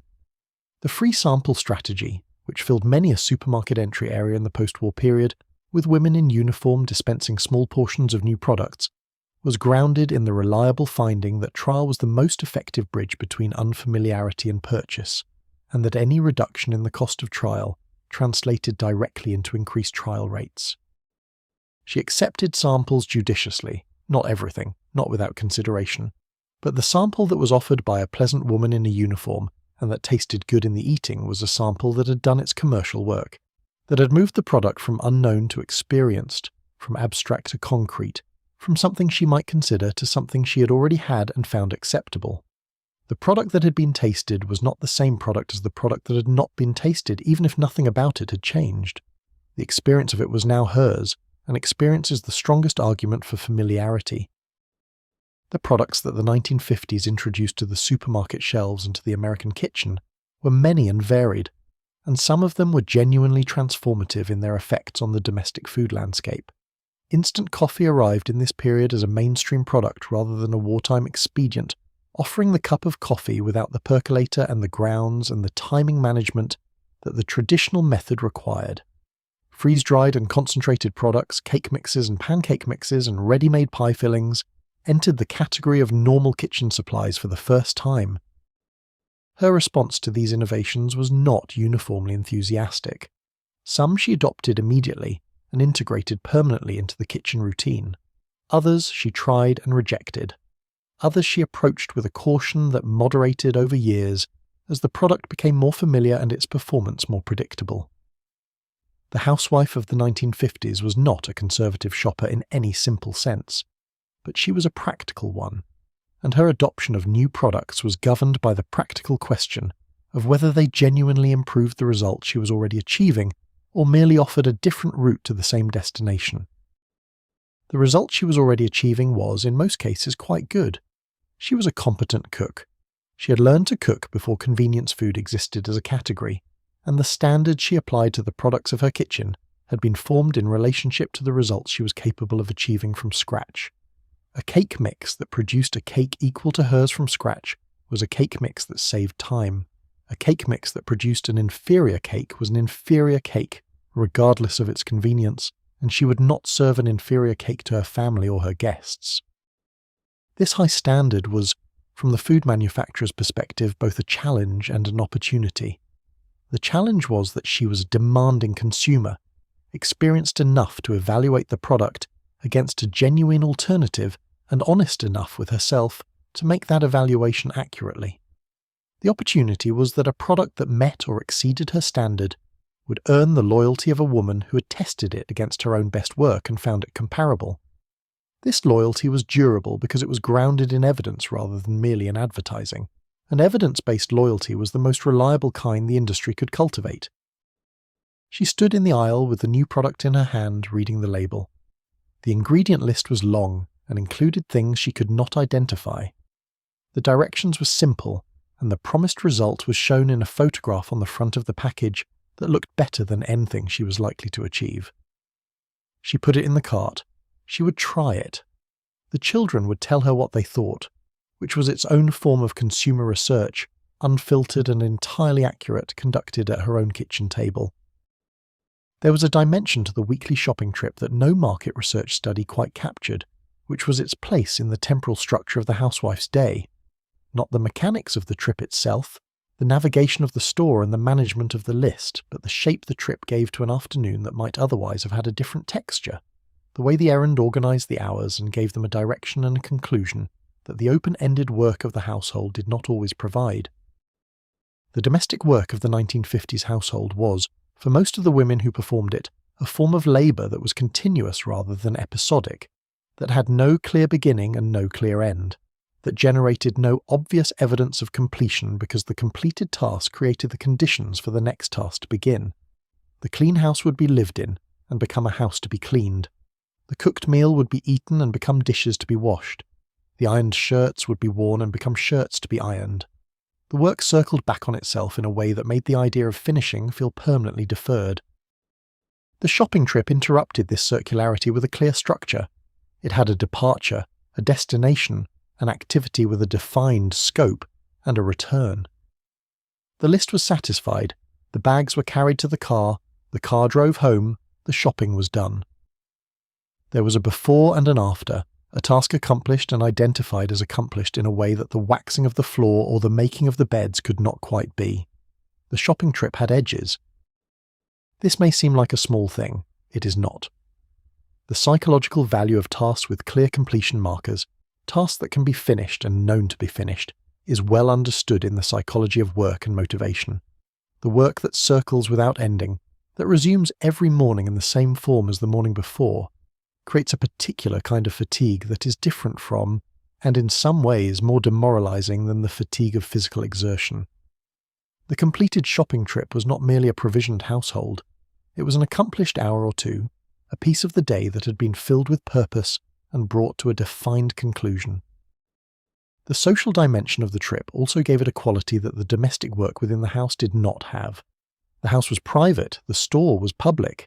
The 15 or 20 minutes she spent in the store were minutes spent among other people, in a space that had none of the specific emotional charge of the private home, that was simply a public place full of ordinary commerce. She might not speak to anyone beyond the checkout clerk. She might exchange nothing more than a nod with the woman whose cart she had to navigate around in the bread aisle. But she was in the world, among people, in a space that was not her domestic responsibility, and this had a quality of relief that the confined daily round of the household did not offer. The walk from the car to the store and back was a small experience of the outside, of the open air and the ambient sounds of the parking lot and the street beyond it. The automatic doors that opened as she approached were a small occasion, a threshold crossed from one kind of space to another. These were minor pleasures, not significant enough to be named or remembered as pleasures, but present in the fabric of the experience as part of what made the shopping trip feel, on most days, like something other than a chore. The store itself was a managed environment, as I have described at length, but it was also a known place, familiar in its geography and its rhythms, a place she had been hundreds of times and would go hundreds more, and the familiarity was comfortable in the way that familiar places always are. She knew where things were. She knew which checkout clerk was quickest and which was more likely to need a price check. She knew which days the produce was freshest and which produce was most likely to be depleted by the afternoon. She knew the store, and the knowledge was a small form of competence, a subset of the larger competence of domestic management that she exercised daily. This knowledge was also social. She shared it with her neighbours and her friends, and the sharing was a form of connection, a subject of conversation, a common ground that her particular world offered, and that she inhabited easily. The best day to shop for meat at this store. The way the bakery section cleared out by Thursday and was restocked on Friday morning. The checkout clerk who was always kind about the children in the cart. These were the small sociabilities of the shared domestic world, the texture of a life that was lived in common with other women doing the same things in the same spaces. She finished her shopping and drove home through streets she had driven so many times that the route required no attention. The bags went into the kitchen.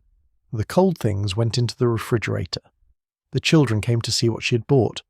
The afternoon resolved itself around the task she had completed, and the house was provisioned, and the day had its accomplishment, and the week moved forward from the point the shopping had reached, and the ordinary machinery of a life well managed continued its quiet turning. Years later, the woman who had pushed the cart through the 1950s supermarket would sometimes think about those shopping trips with the particular quality of attention that is given to the ordinary things that turn out in retrospect to have been significant. Not because anything dramatic had happened in the store, nothing ever did, but because the store had been, week after week, year after year, one of the consistent environments of her life, a place as familiar in memory as the kitchen itself. What she remembered was the light. The particular quality of the fluorescent light in those stores, cooler and more even than the incandescent warmth of the house, had a vividness in memory that was disproportionate to its significance.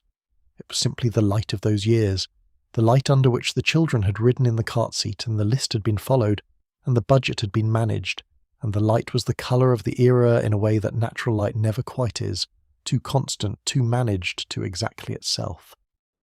She remembered the music, though she could not have named it. It was there in the memory of those mornings as a kind of ambient warmth, a background register that distinguished the store from the silence of the house, that said this is a public place, that said there are other people here, that said the world outside the domestic routine exists and you are in it. She could not have told you what was playing on any particular occasion. She remembered only that there was always music, that it was always the kind of music you did not quite listen to, and that its absence in a store that was quiet would have felt like something missing. She remembered the children's requests with the particular warmth that parents give to the memories of the demands their children made when they were small, and the demands were for cereal boxes and packets of biscuits. The asking seemed, in retrospect, charming, direct in the way that children's desires are direct, uncomplicated by the social management that adult wanting requires. She'd said yes, and she'd said no, and the children had accepted both with roughly equal equanimity, the way children accept the decisions of the person who manages their world when the person is reliable and kind and generally to be trusted. The carts were heavy by the end of the trip. She remembered the weight of the bags in the boot of the car, the satisfying heaviness of a good provisioning, the evidence in the weight that the week had been prepared for. The weekly shop was a physical act as much as a commercial one, and the physical memory of it, the weight and the walking and the loading of bags, was part of what the memory held. She would not have described the store as a designed environment. She would have described it as the place where she did the shopping, as familiar and unremarkable as any other regular destination. The design was in the background of her memory the same way it had been in the background of her experience, present but invisible, shaping without declaring itself, doing its work in the fabric of the ordinary. If you asked her whether she thought she had been manipulated by the supermarket, she would have given you a puzzled look and thought about it for a moment and probably said, no, she had just been shopping. She would not have been wrong exactly. She had been shopping. The bread was where it was, and the music was what it was, and the cart was the size it was, and she had moved through all of it with her list and her budget and her practical intelligence, and the household had been provisioned, week after week, for years and years. That is not the whole story, but it is a real part of it. And in the evening quiet of the remembered years, with the children grown and the household smaller, and the shopping trips less demanding of the particular arithmetic she had once done in her head so fluently, she could sit with a cup of tea and think about those mornings in the store with something that was not quite nostalgia, and not quite analysis, but something between them, a clear-eyed and affectionate attention to the texture of a life that had been, in its ordinary dailiness, the life she had actually lived. The supermarket had been part of that life, one of its recurring environments, one of the places where the week took shape and the household was maintained, and the small decisions accumulated into the larger facts of how the family ate, and how the budget was managed, and how she had spent a portion of each week of the years that now, in memory, compressed themselves into a single, continuous morning, bright lit, well stocked, the music quiet overhead, the cart rolling smoothly over the clean floor, her list in her pocket and her children beside her, and the week ahead and everything, temporarily, in its proper order. Sleep now. Let the store close around you. Let the fluorescent lights dim to a suggestion of themselves, the shelves receding into the comfortable dark of a well-managed rest. The cart is put away. The bags are in the kitchen. The week is provisioned. You have done what you came to do. The store will be here in the morning. Everything will be in its place. The bread will be at the back and the music will be slow, and the carts will be waiting in their row by the entrance, ready for the next list and the next budget, and the next careful journey through the bright particular world of the ordinary abundance that someone somewhere designed with you in mind. Rest well. The week is looked after, the night's kind, and the store, quiet and lit and fully stocked, holds its patient abundance in the dark, waiting for the morning and the doors to open and the first cart to be taken, and the first shopper of the new day to step into the light and begin. The supermarket was not merely a provider of the weekly essentials, it was also a calendar, a structure through which the year moved and was marked, and the way it organised this movement told her something about what each season meant, and what a well-managed household prepared for as the year turned. The seasonal display was one of the most visible expressions of the store's awareness of the housewife's annual round. In early November, the Thanksgiving display assembled itself near the entrance, a constructed scene of seasonal abundance that pointed toward the largest provisioning event of the American year.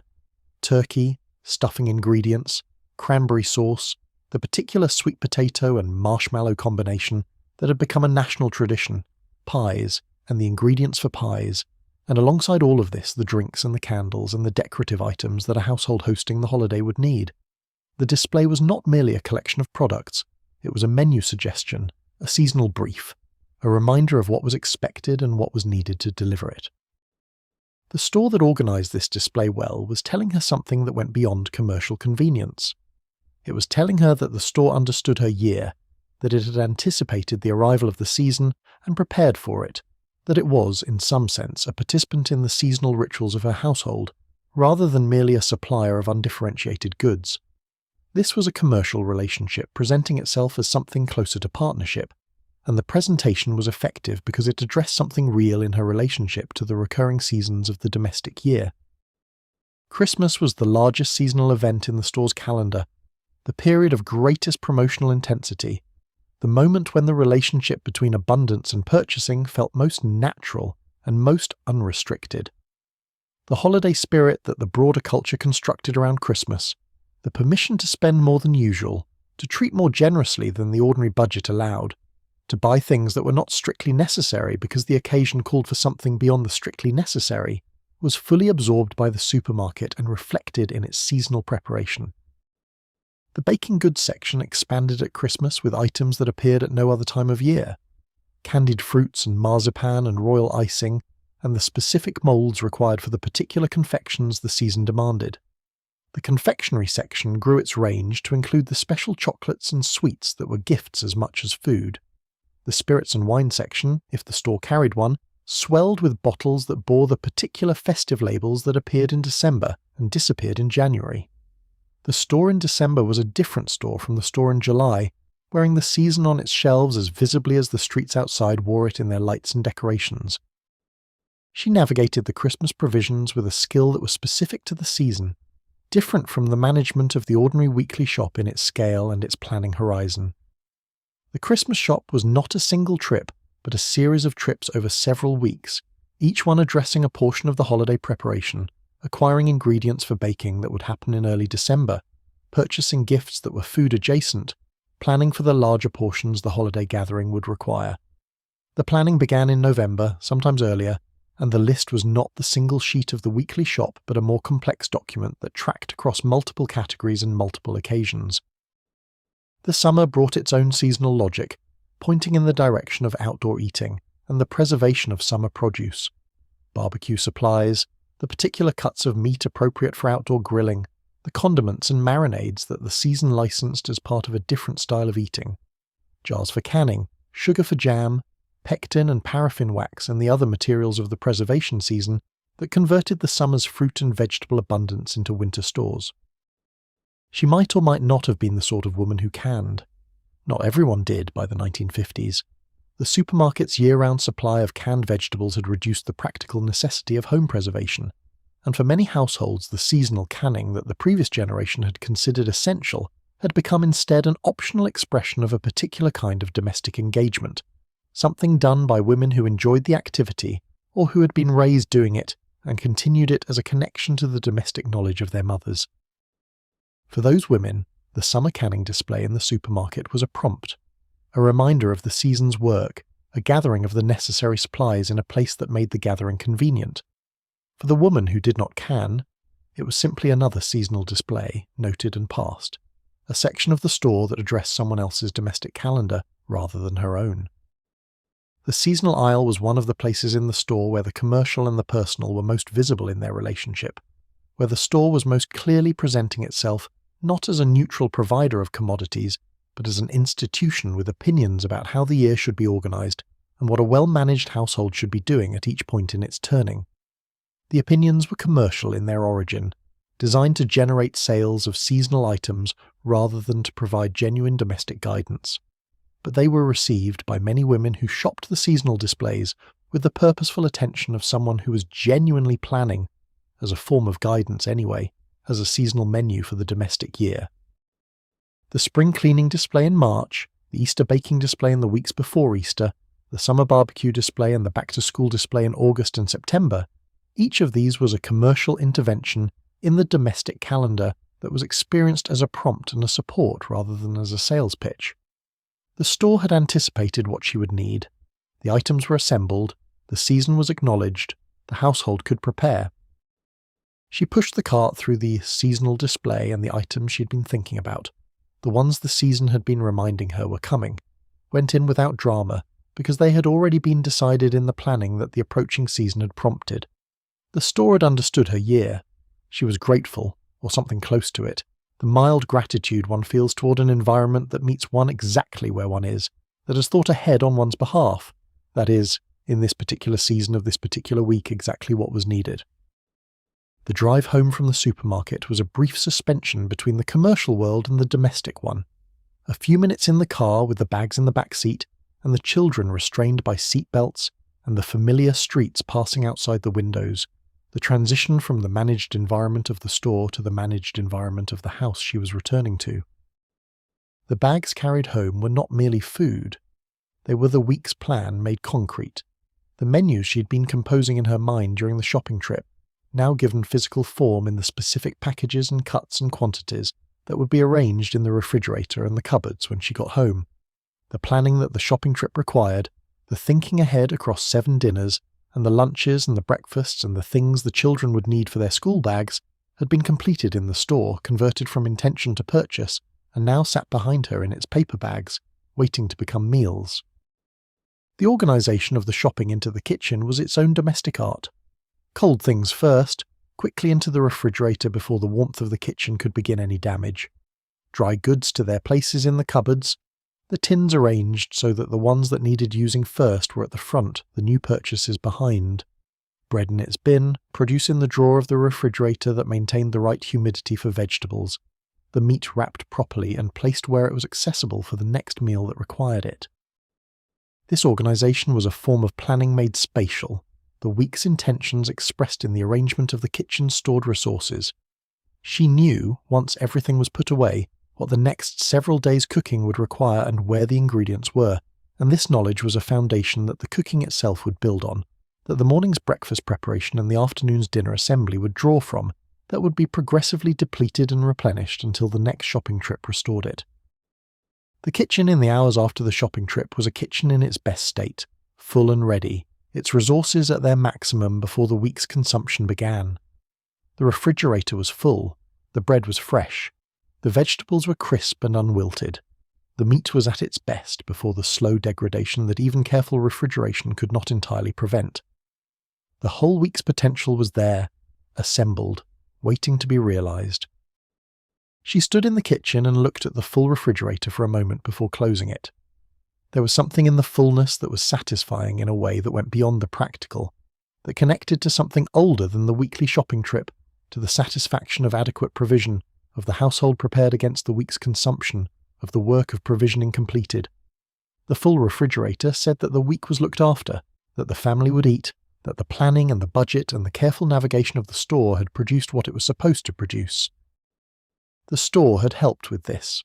The store had been arranged to facilitate it, had provided the abundance and the variety, and the organisation that allowed the weekly provisioning to be accomplished in a single trip, had designed its environment to make the shopping efficient and pleasant and, in ways she had no particular reason to examine, slightly more comprehensive than her list had strictly required. She had bought some things she had not planned. The refrigerator was fuller than the minimum it needed to be. This was, in the commercial logic of the store, a success. In the domestic logic of the household, it was approximately the same. The children were already asking what was for dinner. She closed the refrigerator and turned to the stove, and the week began its proper movement, from the store to the kitchen to the table where the family ate, through the long, ordinary days that domestic life was made of, provisioned and prepared and sustained by the work she had done in the bright aisles of the store that morning, which was itself sustained by all the work and thought and commercial calculation that had gone into making the store exactly what it was and making it that way for her. For her, specifically, a woman with a list and a budget and a family to feed, moving through a world designed around the knowledge of who she was and what she would do, doing what she would do with all the competence and care and practical intelligence she had, and arriving home with the bags and the change and the satisfaction, quiet and real, of having done her part.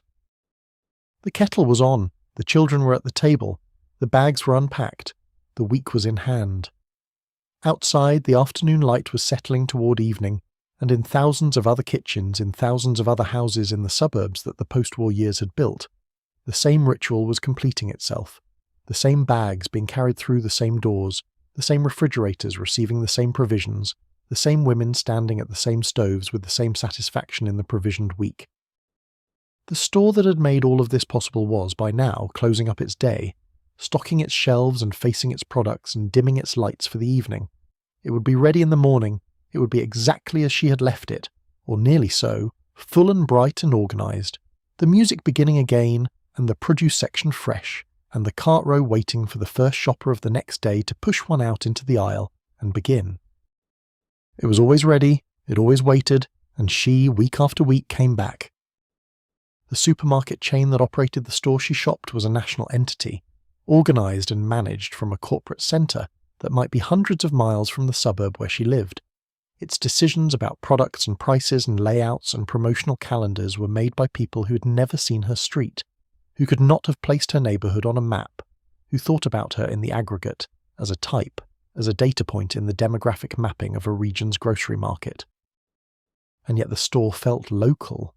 It felt like her store, the one she knew, the one whose layout she had memorised, and whose produce manager she recognised by face if not by name, and whose particular peculiarities, the delivery days, the sections where the stock ran out fastest, the aisle that was always slightly cramped because the display had been arranged poorly, she knew in the specific and personal way of someone who has spent many hours in a place. This dual character of the chain's supermarket, simultaneously national and local, corporate and neighbourhood, was one of the more interesting social facts of the post-war retail landscape. The chain imposed standardisation across its locations. The planogram, the precise specification of which product went where on the shelf and in what quantity, was developed centrally and executed locally. The promotional calendar was national. The pricing decisions were regional at most, often national.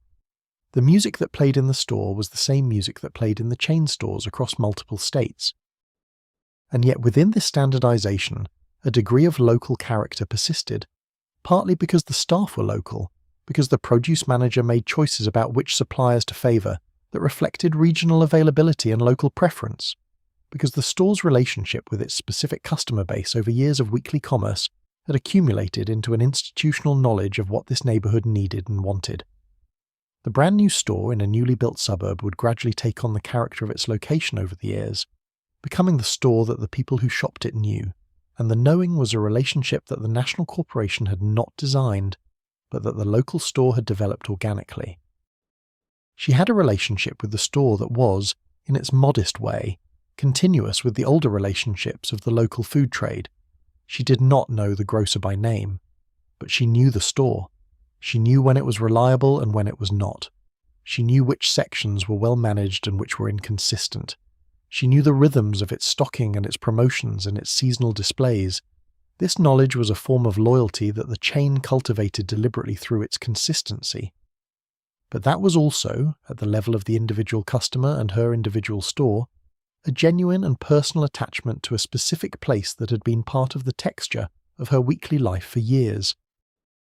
The chain needed her loyalty because the competitive landscape of the post-war supermarket industry was dense and active. In the established suburbs, 2 or 3 chains might operate stores within a reasonable driving distance of any given household, and the housewife who found one store consistently better than another in price or quality or convenience would give that store her business with a reliability that justified the investment in making the store as good as possible. The loyalty was not sentimental, it was practical, but practical loyalty was still loyalty, and the chain that earned it had something of considerable commercial value. The local store manager understood this better than the corporate planners did, because he lived in the community the store served and heard about the store's performance through the same informal channels that carried all neighbourhood information. He knew when the produce had been poor this week and that several customers had mentioned it.